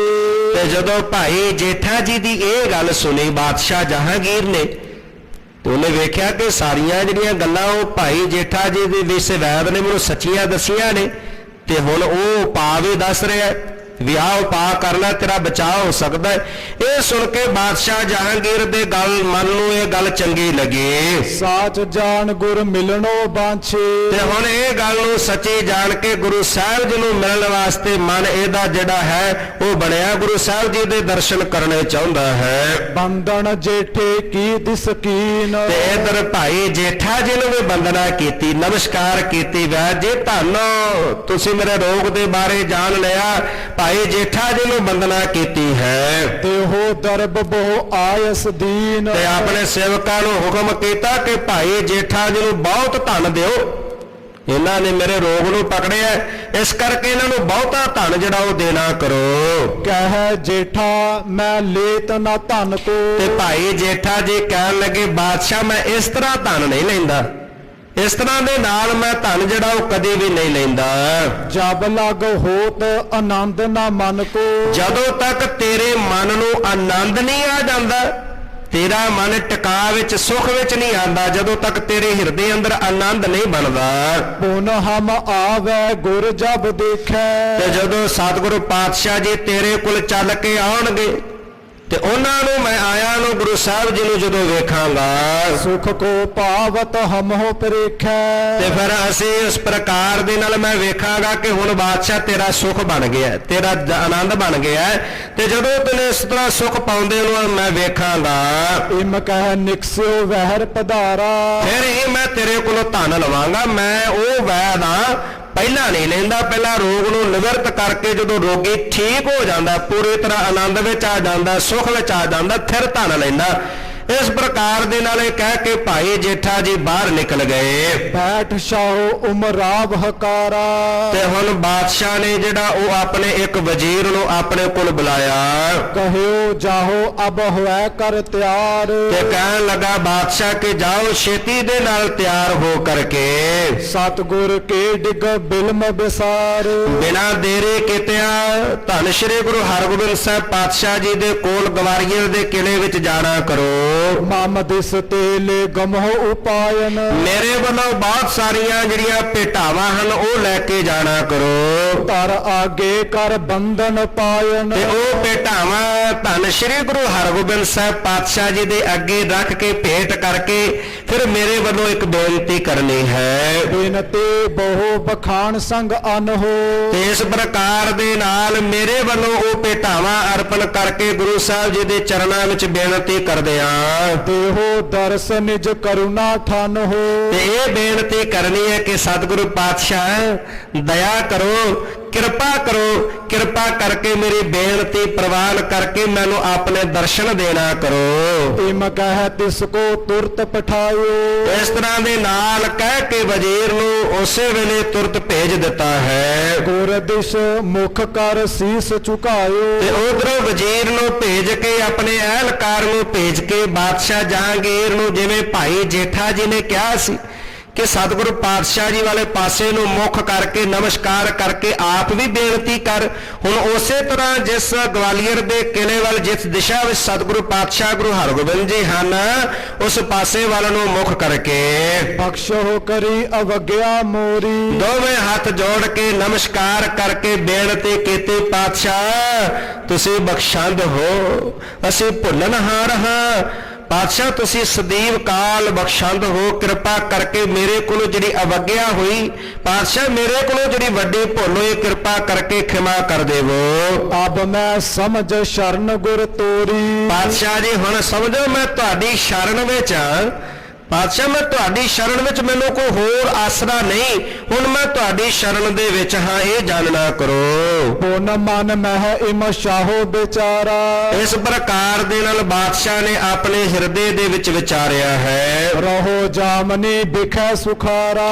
ਹੁਣ ਇਹ ਵੀ ਸੋਚਿਆ ਕਿ ਹੁਣ ਮੈਂ ਰਾਤ ਨੂੰ ਸੌਖਾ ਰਹਾਂਗਾ, ਹੁਣ ਰਾਤ ਨੂੰ ਮੈਨੂੰ ਕਿਸੇ ਪ੍ਰਕਾਰ ਦਾ ਕੋਈ ਡਰ ਨਹੀਂ ਆਉਣਾ, ਕਿਉਂਕਿ ਮੈਨੂੰ ਜਿਹੜੇ ਵੈਦ ਹਕੀਮ ਦੱਸ ਕੇ ਗਏ ਨੇ ਕਿ ਤੂੰ ਗੁਰੂ ਸਾਹਿਬ ਨੂੰ ਬੁਲਾ ਲੈ, ਤੈਨੂੰ ਕੋਈ ਡਰ ਨਹੀਂ ਆਏਗਾ, ਸ਼ੇਰ ਡਰ ਨਹੀਂ ਦੇਣਗੇ। ਤੇ ਹੁਣ ਗੁਰੂ ਸਾਹਿਬ ਜੀ ਵੱਲ ਮੈਂ ਆਪਣਾ ਆਦਮੀ ਭੇਜ ਦਿੱਤਾ ਹੈ, ਹੁਣ ਰਾਤ ਨੂੰ ਕਿਸੇ ਪ੍ਰਕਾਰ ਦਾ ਕੋਈ ਮੈਨੂੰ ਡਰ ਨਹੀਂ ਆਵੇਗਾ। ਗੁਰ ਸੰਗ ਝੂਠ ਕਹਿਨ ਫਲ ਲਾਗਾ। ਇਸ ਪ੍ਰਕਾਰ ਦੇ ਨਾਲ ਬਾਦਸ਼ਾਹ ਜਿਹੜਾ ਬੜਾ ਪ੍ਰਸੰਨ ਹੋਇਆ, ਮਨ ਅੰਦਰ ਇਹ ਗੱਲ ਵਿਚਾਰਦਾ। ਦੁਬਾਰਾ ਪੜ੍ਹੇ ਪੰਕਤੀ। ਗੁਰ ਸੰਗ ਝੂਠ ਕਹਿਨ ਫਲ ਲਾਗਾ। ਹੁਣ ਮਨ ਅੰਦਰ ਵਿਚਾਰਦਾ ਕਿ ਗੁਰੂ ਸਾਹਿਬ ਜੀ ਦੇ ਨਾਲ ਜਿਹੜਾ ਮੈਂ ਝੂਠ ਬੋਲਿਆ, 40 ਦਿਨ ਦਾ ਸਮਾਂ ਕਹਿ ਕੇ ਭੇਜਿਆ ਸੀ, ਮੈਂ 40 ਦਿਨ ਬਾਅਦ ਗੁਰੂ ਸਾਹਿਬ ਨੂੰ ਬੁਲਾਇਆ ਨਹੀਂ, ਦਿਨ ਉੱਪਰ ਲੰਘ ਗਏ, ਉਹ ਝੂਠ ਦਾ ਵੱਡਾ ਫਲ ਇਸ ਡਰ ਦੇ ਰੂਪ ਵਿੱਚ ਮੈਨੂੰ ਮਿਲਿਆ ਹੈ। ਆਗੇ ਕਰੋ ਅਧਿਕ ਅਨੁਰਾਗਾ। ਤੇ ਅੱਗੇ ਤੋਂ ਮੈਂ ਸਤਿਗੁਰੂ ਪਾਤਸ਼ਾਹ ਜੀ ਨਾਲ ਹੋਰ ਬਹੁਤ ਸਾਰਾ ਪ੍ਰੇਮ ਕਰਾਂਗਾ, ਵਧੇਕ ਪ੍ਰੇਮ ਕਰਾਂਗਾ, ਕਿਸੇ ਪ੍ਰਕਾਰ ਦੇ ਨਾਲ ਐਸੀ ਕੋਈ ਗਲਤੀ ਨਹੀਂ ਕਰਾਂਗਾ, ਹਿਰਦੇ ਵਿੱਚੋਂ ਹੋਰ ਜ਼ਿਆਦਾ ਗੁਰੂ ਸਾਹਿਬ ਜੀ ਨਾਲ ਪ੍ਰੇਮ ਕਰਾਂਗਾ। ਜੇਕਰ ਆਜ ਸ਼ੇਰ ਦਰਸਾਵੋ। ਤੇ ਜੇਕਰ ਅੱਜ ਫਿਰ ਵੀ ਕਿਤੇ ਮੈਨੂੰ ਸ਼ੇਰਾਂ ਨੇ ਡਰ ਦੇਣਾ ਕੀਤਾ, ਨਾਲੇ ਧੀਰਜ ਦਿੰਦਾ ਕਿ ਅੱਜ ਹੋ ਸਕਦਾ ਹੁਣ ਗੁਰੂ ਸਾਹਿਬ ਜੀ ਨੂੰ ਬੁਲਾਇਆ ਮੈਨੂੰ ਡਰ ਨਾ ਆਵੇ, ਪਰ ਜੇ ਫਿਰ ਵੀ ਸ਼ੇਰਾਂ ਨੇ ਆ ਕੇ ਮੈਨੂੰ ਕਿਸੇ ਪ੍ਰਕਾਰ ਦੇ ਨਾਲ ਅੱਜ ਡਰ ਦਿੱਤਾ, ਇਹ ਨਾ ਹੈ ਅਪਰ ਯਤਨ ਕਰਵਾਵੋ। ਫਿਰ ਇਹ ਛੱਡ ਕੇ ਮੈਂ ਕੋਈ ਹੋਰ ਯਤਨ ਕਰਾਂਗਾ, ਕੋਈ ਹੋਰ ਉਪਾਅ ਕਰਵਾਵਾਂਗਾ। ਜਬ ਜੇਠਾ ਸਤਿਗੁਰ ਡਿੱਗ ਗਇਓ। ਤੇ ਇਧਰੋਂ ਹੁਣ ਭਾਈ ਜੇਠਾ ਜੀ ਧੰਨ ਗੁਰੂ ਹਰਗੋਬਿੰਦ ਸਾਹਿਬ ਪਾਤਸ਼ਾਹ ਜੀ ਕੋਲ ਪਹੁੰਚੇ, ਬਾਦਸ਼ਾਹ ਨੂੰ ਸਾਰਾ ਕੁਝ ਦੱਸ ਕੇ, ਤੇ ਇਧਰੋਂ ਚੱਲ ਕੇ ਹੁਣ ਭਾਈ ਜੇਠਾ ਜੀ ਗਵਾਲੀਅਰ ਦੇ ਕਿਲੇ ਵਿੱਚ ਧੰਨ ਗੁਰੂ ਹਰਗੋਬਿੰਦ ਸਾਹਿਬ ਪਾਤਸ਼ਾਹ ਜੀ ਦੇ ਕੋਲ ਆਏ ਹਨ। ਅੰਤਰ ਜਾਮੇ ਸਭ ਲਖ ਲਿਓ। ਤੇ ਅੰਤਰ ਜਾਮੇ ਸਤਿਗੁਰੂ ਘੜ ਘੜ ਦੀਆਂ ਜਾਣਨ ਵਾਲੇ, ਉਹਨਾਂ ਨੇ ਸਾਰਾ ਕੁਝ ਜਾਣ ਲਿਆ ਹੈ। ਪ੍ਰੀਤ ਜੁਤ ਬੈਠੇ ਸੇਵਕ ਸਾਰੇ। ਤੇ ਜਿੱਥੇ ਬਾਬਾ ਬੁੱਢਾ ਜੀ ਆਦਿਕ ਸਾਰੇ ਸੇਵਕ ਬੈਠੇ ਹੋਏ ਹਨ, ਸ਼੍ਰੀ ਹਰ ਗੋਬਿੰਦ ਬਾਕੂਚਾਰੇ। ਸਾਰਿਆਂ ਦੇ ਵਿੱਚ ਬੈਠਿਆ ਹੋਇਆ ਧੰਨ ਸ਼੍ਰੀ ਗੁਰੂ ਹਰਗੋਬਿੰਦ ਸਾਹਿਬ ਪਾਤਸ਼ਾਹ ਜੀ ਨੇ ਆਪਣੇ ਪਾਵਨ ਮੁਖ ਤੋਂ ਬਚਨ ਕਹੇ, ਕਹਿਣ ਲੱਗੇ, ਉਠ ਜੇਠਾ ਜਮਨਾ ਤਟ ਜਾਓ। ਕਹਿਣ ਲੱਗੇ ਭਾਈ ਜੇਠਾ ਜੀ ਉਠੋ, ਉੱਠ ਕੇ ਜਮਨਾ ਦੇ ਤੱਟ ਤੇ ਜਾਣਾ ਕਰੋ। ਗੰਗਾ ਸਾਗਰ ਭਰ ਲੈ ਆਓ। ਆ ਗੰਗਾ ਸਾਗਰ ਲੈ ਜਾਓ। ਇਹ ਧਾਤ ਦਾ ਬਣਿਆ ਹੋਇਆ ਗੋਲ ਆਕਾਰ ਦਾ ਇੱਕ ਬਰਤਨ ਹੁੰਦਾ ਹੈ। ਕਹਿਣ ਲੱਗਿਆ ਗੰਗਾ ਸਾਗਰਾ ਲੋਟਾ ਲੈ ਜਾਓ, ਨਦੀ ਦੇ ਵਿੱਚੋਂ ਜਲ ਦਾ ਭਰ ਕੇ ਲੈ ਕੇ ਆਉਣਾ ਕਰੋ। ਉਠ ਕਰ ਸਿੱਖ ਤਤ ਛਿਨ ਭਰ ਲਿਆਇਓ। ਤੇ ਹੁਣ ਭਾਈ ਜੇਠਾ ਜੀ ਨੇ ਗੁਰੂ ਸਾਹਿਬ ਜੀ ਦਾ ਹੁਕਮ ਪਾਇਆ, ਗੁਰੂ ਸਾਹਿਬ ਜੀ ਦੀ ਆਗਿਆ ਮੰਨ ਕੇ ਉਹ ਲੋਟਾ ਲੈ ਕੇ ਭਾਈ ਜੇਠਾ ਜੀ ਤਤਸ਼ਨ ਉਸੇ ਵੇਲੇ ਬਿਨਾਂ ਦੇਰੀ ਕੀਤਿਆਂ ਨਦੀ ਤੇ ਗਏ, ਉਹ ਲੋਟਾ ਜਲ ਦਾ ਭਰ ਕੇ ਲੈ ਆਏ। ਸਤਿਗੁਰ ਆਗੇ ਆਨ ਟਿਕਾਇਓ। ਉਹ ਭਰਿਆ ਹੋਇਆ ਜਲ ਦਾ ਲੋਟਾ ਗੁਰੂ ਸਾਹਿਬ ਜੀ ਦੇ ਅੱਗੇ ਆਣ ਕੇ ਰੱਖ ਦਿੱਤਾ ਹੈ। ਬਹੁਰ ਕਰਿਓ ਸ਼੍ਰੀ ਮੁਖ ਫੁਰਮਾਨ। ਤੇ ਫਿਰ ਸਤਿਗੁਰੂ ਪਾਤਸ਼ਾਹ ਜੀ ਨੇ ਜਦੋਂ ਵੇਖਿਆ ਕਿ ਭਾਈ ਜੇਠਾ ਜੀ ਲੋਟਾ ਭਰ ਕੇ ਲੈ ਆਏ ਨੇ, ਫਿਰ ਸਤਿਗੁਰੂ ਪਾਤਸ਼ਾਹ ਆਪਣੇ ਮੁਖ ਤੋਂ ਬੋਲੇ, ਕਹਿਣ ਲੱਗੇ, ਲੈ ਅਬ ਜਾਹੋ ਕਰੋ ਤਹ ਪਾਵਨ। ਤੇ ਹੁਣ ਭਾਈ ਜੇਠਾ ਜੀ ਨੂੰ ਕਹਿੰਦੇ ਗੁਰੂ ਪਾਤਸ਼ਾਹ ਕਿ ਭਾਈ ਜੇਠਾ ਜੀ ਜਿਹੜਾ ਲੋਟਾ ਜਲ ਦਾ ਭਰ ਕੇ ਲਿਆਇਓ, ਇਹ ਲੋਟਾ ਵਾਪਸ ਲੈ ਜਾਓ, ਜਿੱਥੋਂ ਭਰ ਕੇ ਲਿਆਇਓ ਨਦੀ ਦੇ ਵਿੱਚੋਂ ਉਸੇ ਜਗ੍ਹਾ ਤੇ ਪਾਣੀ ਜਿਹੜਾ ਉੱਥੇ ਡੋਲ ਕੇ ਆਓ। ਸੁਣ ਜੇਠੇ ਜੁਤ ਅਚਰਜ ਧਾਰੇ। ਤੇ ਹੁਣ ਭਾਈ ਜੇਠਾ ਜੀ ਆਦਿਕ ਜਿੰਨੇ ਉੱਥੇ ਗੁਰੂ ਕੇ ਸਿੱਖ ਬੈਠੇ ਸਨ, ਇਹ ਵੇਖ ਕਰਕੇ ਸਾਰੇ ਬੜੇ ਹੈਰਾਨ ਹੋਏ ਕਿ ਕੌਤਕ ਕੀ ਹੈ ਗੁਰੂ ਸਾਹਿਬ ਦਾ। ਪਹਿਲਾਂ ਭਾਈ ਜੇਠਾ ਜੀ ਨੂੰ ਕਿਹਾ ਲੋਟਾ ਲੈ ਜਾਓ, ਨਦੀ ਤੋਂ ਭਰ ਕੇ ਲਿਆਓ, ਭਰ ਕੇ ਲੈ ਆਂਦਾ। ਹੁਣ ਕਹਿੰਦੇ ਜਿੱਥੋਂ ਭਰ ਕੇ ਲਿਆਓ ਉੱਥੇ ਲਿਆਂਦਾ, ਉੱਥੇ ਡੋਲ ਆਓ। ਇਹ ਵੇਖ ਕਰਕੇ ਭਾਈ ਜੇਠਾ ਜੀ ਦੇ ਸਮੇਤ ਸਾਰੇ ਬੜੇ ਹੈਰਾਨ ਹੋਏ। ਲੈ ਕਰ ਜਾਏ ਤਹਾਂ ਜਲ ਡਾਰੇ। ਪਰ ਗੁਰੂ ਸਾਹਿਬ ਦੀ ਆਗਿਆ ਸੀ, ਗੁਰੂ ਸਾਹਿਬ ਦਾ ਹੁਕਮ ਸੀ। ਹੁਕਮ ਮੰਨ ਕੇ ਭਾਈ ਜੇਠਾ ਜੀ ਉੱਠੇ, ਉਹ ਲੋਟਾ ਲਿਆ, ਉਸੇ ਤਰ੍ਹਾਂ ਨਦੀ ਦੇ ਵਿੱਚੋਂ ਜਿੱਥੋਂ ਭਰਿਆ ਸੀ ਉੱਥੇ ਜਾ ਕੇ ਉਹ ਲੋਟਾ ਪਾਣੀ ਦਾ ਜਿਹੜਾ ਉੱਥੇ ਪਾ ਦਿੱਤਾ, ਉਹ ਡੋਲ ਦਿੱਤਾ ਹੈ। ਆਏ ਖਰੋ ਕਰ ਜੋਰ ਅਗਾਰੀ। ਤੇ ਹੁਣ ਦੋਵੇਂ ਹੱਥ ਜੋੜ ਕੇ ਭਾਈ ਜੇਠਾ ਜੀ ਜਦੋਂ ਵਾਪਸ ਆਏ ਪਾ ਕੇ ਜਲ, ਆ ਕੇ ਦੋਵੇਂ ਹੱਥ ਜੋੜ ਕੇ ਸਤਿਗੁਰੂ ਪਾਤਸ਼ਾਹ ਜੀ ਦੇ ਸਨਮੁਖ ਖੜੇ ਹਨ। ਹਿਤ ਸਿੱਖਿਆ ਕੇ ਗੁਰੂ ਉਚਾਰੀ। ਤੇ ਭਾਈ ਜੇਠਾ ਜੀ ਨੂੰ ਸਿੱਖਿਆ ਦੇਣ ਵਾਸਤੇ ਧੰਨ ਗੁਰੂ ਹਰਗੋਬਿੰਦ ਸਾਹਿਬ ਪਾਤਸ਼ਾਹ ਜੀ ਬੋਲੇ, ਕਹਿਣ ਲੱਗੇ, ਜਬ ਗੰਗਾ ਸਾਗਰ ਪਰ ਆਨਾ। ਕਹਿਣ ਲੱਗੇ ਭਾਈ ਜੇਠਾ ਜੀ ਜਦੋਂ ਗੰਗਾ ਸਾਗਰ ਉਹ ਲੋਟਾ ਤੁਸੀਂ ਨਦੀ ਦੇ ਵਿੱਚੋਂ ਜਲ ਦਾ ਭਰ ਕੇ ਲਿਆਏ, ਘਟਿਓ ਕਿ ਨਹਿ ਜਲ ਨਦੀ ਮਹਾਨਾ। ਉਹ ਜਿਹੜਾ ਨਦੀ ਦਾ ਤੇਜ ਮਹਾਨ ਪ੍ਰਵਾਹ ਚੱਲ ਰਿਹਾ ਜਲ ਦਾ, ਉਹਦੇ ਵਿੱਚੋਂ ਲੋਟਾ ਭਰਨ ਦੇ ਨਾਲ ਜਲ ਘਟਿਆ ਕਿ ਨਹੀਂ। ਬਹੁਰ ਜਾਏ ਤਿਸ ਕੇ ਮਦ ਗੇਰਾ। ਤੇ ਫਿਰ ਤੁਸੀਂ ਉਹੀ ਲੋਟਾ ਜਲ ਦਾ ਭਰਿਆ ਹੋਇਆ ਉਸ ਨਦੀ ਦੇ ਵਿੱਚ ਪਾ ਕੇ ਆਏ, ਉੱਥੇ ਪੌਣਾ ਕੀਤਾ। ਵੱਡਿਓ ਕਿ ਨਹਿ ਕੈਸੇ ਤਬ ਹੀਰਾ। ਤੁਸੀਂ ਦੱਸੋ ਕਿ ਉੱਥੇ ਕਿਵੇਂ ਵੇਖਿਆ ਵੀ ਲੋਟਾ ਭਰਨ ਨਾਲ ਜਲ ਘਟਿਆ ਨਦੀ ਦਾ। ਤੇ ਉਹ ਲੋਟਾ ਉੱਥੇ ਪਾਉਣ ਦੇ ਨਾਲ, ਵਾਪਸ ਜਲ ਪਾਉਣ ਦੇ ਨਾਲ ਨਦੀ ਦਾ ਜਲ ਦਾ ਜਿਹੜਾ ਪ੍ਰਵਾਹ ਸੀ ਉਹਦੇ ਵਿੱਚ ਕੋਈ ਵਾਧਾ ਹੋਇਆ, ਨਦੀ ਵਿੱਚੋਂ ਜਲ ਵਧਿਆ। ਇਹ ਕਿਵੇਂ ਤੁਸੀਂ ਵੇਖਿਆ ਉਹ ਦੱਸਣਾ ਕਰੋ। ਸੁਣ ਜੇਠੇ ਕਰ ਜੋਰਤ ਕਹਿਓ। ਤੇ ਹੁਣ ਭਾਈ ਜੇਠਾ ਜੀ ਨੇ ਦੋਵੇਂ ਹੱਥ ਜੋੜ ਕੇ ਧੰਨ ਗੁਰੂ ਹਰਗੋਬਿੰਦ ਸਾਹਿਬ ਪਾਤਸ਼ਾਹ ਜੀ ਨੂੰ ਕਹਿਣ ਲੱਗੇ, ਨਦੀ ਪ੍ਰਵਾਹ ਸਦਾ ਜਲ ਬਹਿਓ। ਸਤਿਗੁਰੂ ਪਾਤਸ਼ਾਹ ਜੀ, ਨਦੀ ਦਾ ਤੇਜ ਪ੍ਰਵਾਹ ਸਦਾ ਵਹਿੰਦਾ ਰਹਿੰਦਾ, ਇੱਕ ਸਮਾਨ ਨਦੀ ਜਿਹੜੀ ਭਰ ਕੇ ਜਲ ਦੀ ਵਹਿ ਰਹੀ ਹੈ। ਇੱਕ ਘਟ ਭਰੇ ਕਹਾ ਘਟ ਜੈ ਹੈ। ਤੇ ਉਥੋਂ ਇੱਕ ਘੜਾ ਪਾਣੀ ਦਾ ਭਰਨ ਦੇ ਨਾਲ ਨਦੀ ਵਿੱਚ ਜਲ ਕਿਵੇਂ ਘਟੇਗਾ? ਨਦੀ ਨੂੰ ਕੀ ਫਰਕ ਪੈਣਾ? ਜਿਹੜੀ ਨਦੀ ਪਾਣੀ ਦੀ ਭਰ ਕੇ ਵਹਿ ਰਹੀ ਹੈ, ਮੰਨ ਲਓ ਉਹ ਤੋਂ ਇੱਕ ਲੋਟਾ ਭਰ ਲਿਆ, ਇੱਕ ਲੋਟਾ ਭਰਨ ਦੇ ਨਾਲ ਨਦੀ ਦਾ ਜਲ ਕਿਵੇਂ ਘਟ ਸਕਦਾ ਹੈ? ਤਾਰੇ ਵਿੱਚ ਕਹਾ ਵੱਡ ਹੋਇਆ ਹੈ। ਤੇ ਜੇ ਉਹ ਲੋਟਾ ਜਲ ਦਾ ਭਰਿਆ ਹੋਇਆ ਨਦੀ ਵਿੱਚ ਪਾ ਦਈਏ ਤੇ ਇੱਕ ਲੋਟਾ ਪੈਣ ਦੇ ਨਾਲ ਨਦੀ ਦਾ ਜਲ ਵੱਧ ਨਹੀਂ ਜਾਂਦਾ, ਇੱਕ ਲੋਟਾ ਭਰਨ ਨਾਲ ਜਲ ਘਟਦਾ ਨਹੀਂ, ਇੱਕ ਲੋਟਾ ਪਾਉਣ ਦੇ ਨਾਲ ਨਦੀ ਦਾ ਜਲ ਗੁਰੂ ਸਾਹਿਬ ਜੀ ਵੱਧਦਾ ਨਹੀਂ। ਸ਼੍ਰੀ ਅਰਜਨ ਨੰਦਨ ਤਬ ਕਹੈ। ਤੇ ਧੰਨ ਸ਼੍ਰੀ ਗੁਰੂ ਅਰਜਨ ਦੇ ਪਾਤਸ਼ਾਹ ਜੀ ਦੇ ਨੰਦਨ ਧੰਨ ਸ਼੍ਰੀ ਹਰਗੋਬਿੰਦ ਜੀ ਬੋਲੇ, ਕਹਿਣ ਲੱਗੇ, ਆਪਣਾ ਵੇਖੈ ਜਨ ਹੋ ਬਿਦ ਇਹ ਹੈ। ਤੇ ਕਹਿਣ ਲੱਗੇ, ਭਾਈ ਜੇਠਾ ਜੀ ਆਪਣੇ ਹਿਰਦੇ ਦੇ ਵਿੱਚ ਵੀ ਇਹ ਗੱਲ ਜਾਣ ਲਵੋ। ਜਿਹੜੇ ਅਸੀਂ ਤੁਹਾਨੂੰ ਸਮਝਾਉਣ ਦਾ ਯਤਨ ਕਰ ਰਹੇ ਹਾਂ ਕਿ ਨਦੀ ਵਿੱਚੋਂ ਜਲ ਦਾ ਲੋਟਾ ਭਰ ਲਿਆ, ਘਟਦਾ ਨਹੀਂ, ਪਾ ਦਿੱਤਾ, ਵੱਧਦਾ ਨਹੀਂ, ਇਹ ਆਪਣੇ ਹਿਰਦੇ ਦੇ ਵਿੱਚ ਵੀ ਜਾਣਨਾ ਕਰੋ। ਗੁਰੂ ਗ੍ਰਹਿ ਸ਼ਕਤ ਚਲਤ ਜਲ ਸਲਤਾ। ਗੁਰੂ ਘਰ ਦੇ ਵਿੱਚ ਜਿਹੜੀਆਂ ਸ਼ਕਤੀਆਂ ਹਨ ਉਹ ਨਦੀ ਦੇ ਪ੍ਰਵਾਹ ਵਾਂਗੂ ਭਰ ਕੇ ਵਹਿੰਦੀਆਂ ਨੇ। ਗੁਰੂ ਨਾਨਕ ਦਾ ਜਿਹੜਾ ਘਰ ਹੈ, ਗੁਰੂ ਨਾਨਕ ਦੇ ਘਰ ਦੇ ਵਿੱਚ ਜਿਹੜੀਆਂ ਸ਼ਕਤੀਆਂ ਉਹ ਨਦੀ ਦੇ ਜਲ ਵਾਂਗੂ ਭਰ ਕੇ ਵਹਿੰਦੀਆਂ ਹਨ। ਸਦ ਪ੍ਰਵਾਹ ਪੂਰਨ ਹੀ ਢਲਤਾ। ਤੇ ਸਦਾ ਪੂਰਨ ਪ੍ਰਵਾਹ ਭਰ ਕੇ ਵਹਿੰਦਾ, ਉਹਦੇ ਵਿੱਚ ਕਦੇ ਕੋਈ ਕਮੀ ਤੋਟਾ ਨਹੀਂ ਹੁੰਦਾ, ਉਹਦੇ ਵਿੱਚ ਵਾਧਾ ਹੀ ਹੁੰਦਾ ਹੈ। ਹਰ ਰੋਜ਼ ਉਹਨਾਂ ਸ਼ਕਤੀਆਂ ਵਿੱਚ ਵਾਧਾ ਹੀ ਹੁੰਦਾ, ਉਹ ਵੱਧ ਕੇ ਜਿਹੜਾ ਹੈ ਪੂਰਨ ਭਰ ਕੇ ਨਦੀ ਵਹਿੰਦੀ ਸ਼ਕਤੀਆਂ ਦੀ। ਘਟ ਸਮ ਸੇਵਾ ਕਰਤਾ ਪਾਈ। ਤੇ ਭਾਈ ਜੇਠਾ ਜੀ, ਜੇ ਥੋੜੀ ਜੀ ਸੇਵਾ ਕਰਕੇ ਘੜੇ ਦੇ ਸਮਾਨ ਤੁਹਾਨੂੰ ਸ਼ਕਤੀ ਪ੍ਰਾਪਤ ਹੋ ਹੀ ਗਈ, ਮੰਨ ਲਓ ਜਿਵੇਂ ਨਦੀ ਵਿੱਚ ਤੁਸੀਂ ਲੋਟਾ ਭਰਿਆ, ਗੁਰੂ ਨਾਨਕ ਦੇ ਘਰ ਵਿੱਚ ਵਹਿੰਦੀ ਸ਼ਕਤੀ ਦੀਆਂ ਨਦੀਆਂ ਵਿੱਚੋਂ, ਨਦੀ ਦੇ ਵਿੱਚੋਂ ਸੇਵਾ ਕਰਕੇ ਜੇ ਮੰਨ ਲਓ ਲੋਟੇ ਦੇ ਘੜੇ ਦੇ ਸਮਾਨ ਥੋੜੀ ਜੀ ਸ਼ਕਤੀ ਤੁਹਾਨੂੰ ਮਿਲ ਗਈ, ਜਰੀ ਨਾ ਜਾਏ ਤੋ ਬਿਦਤਾਈ।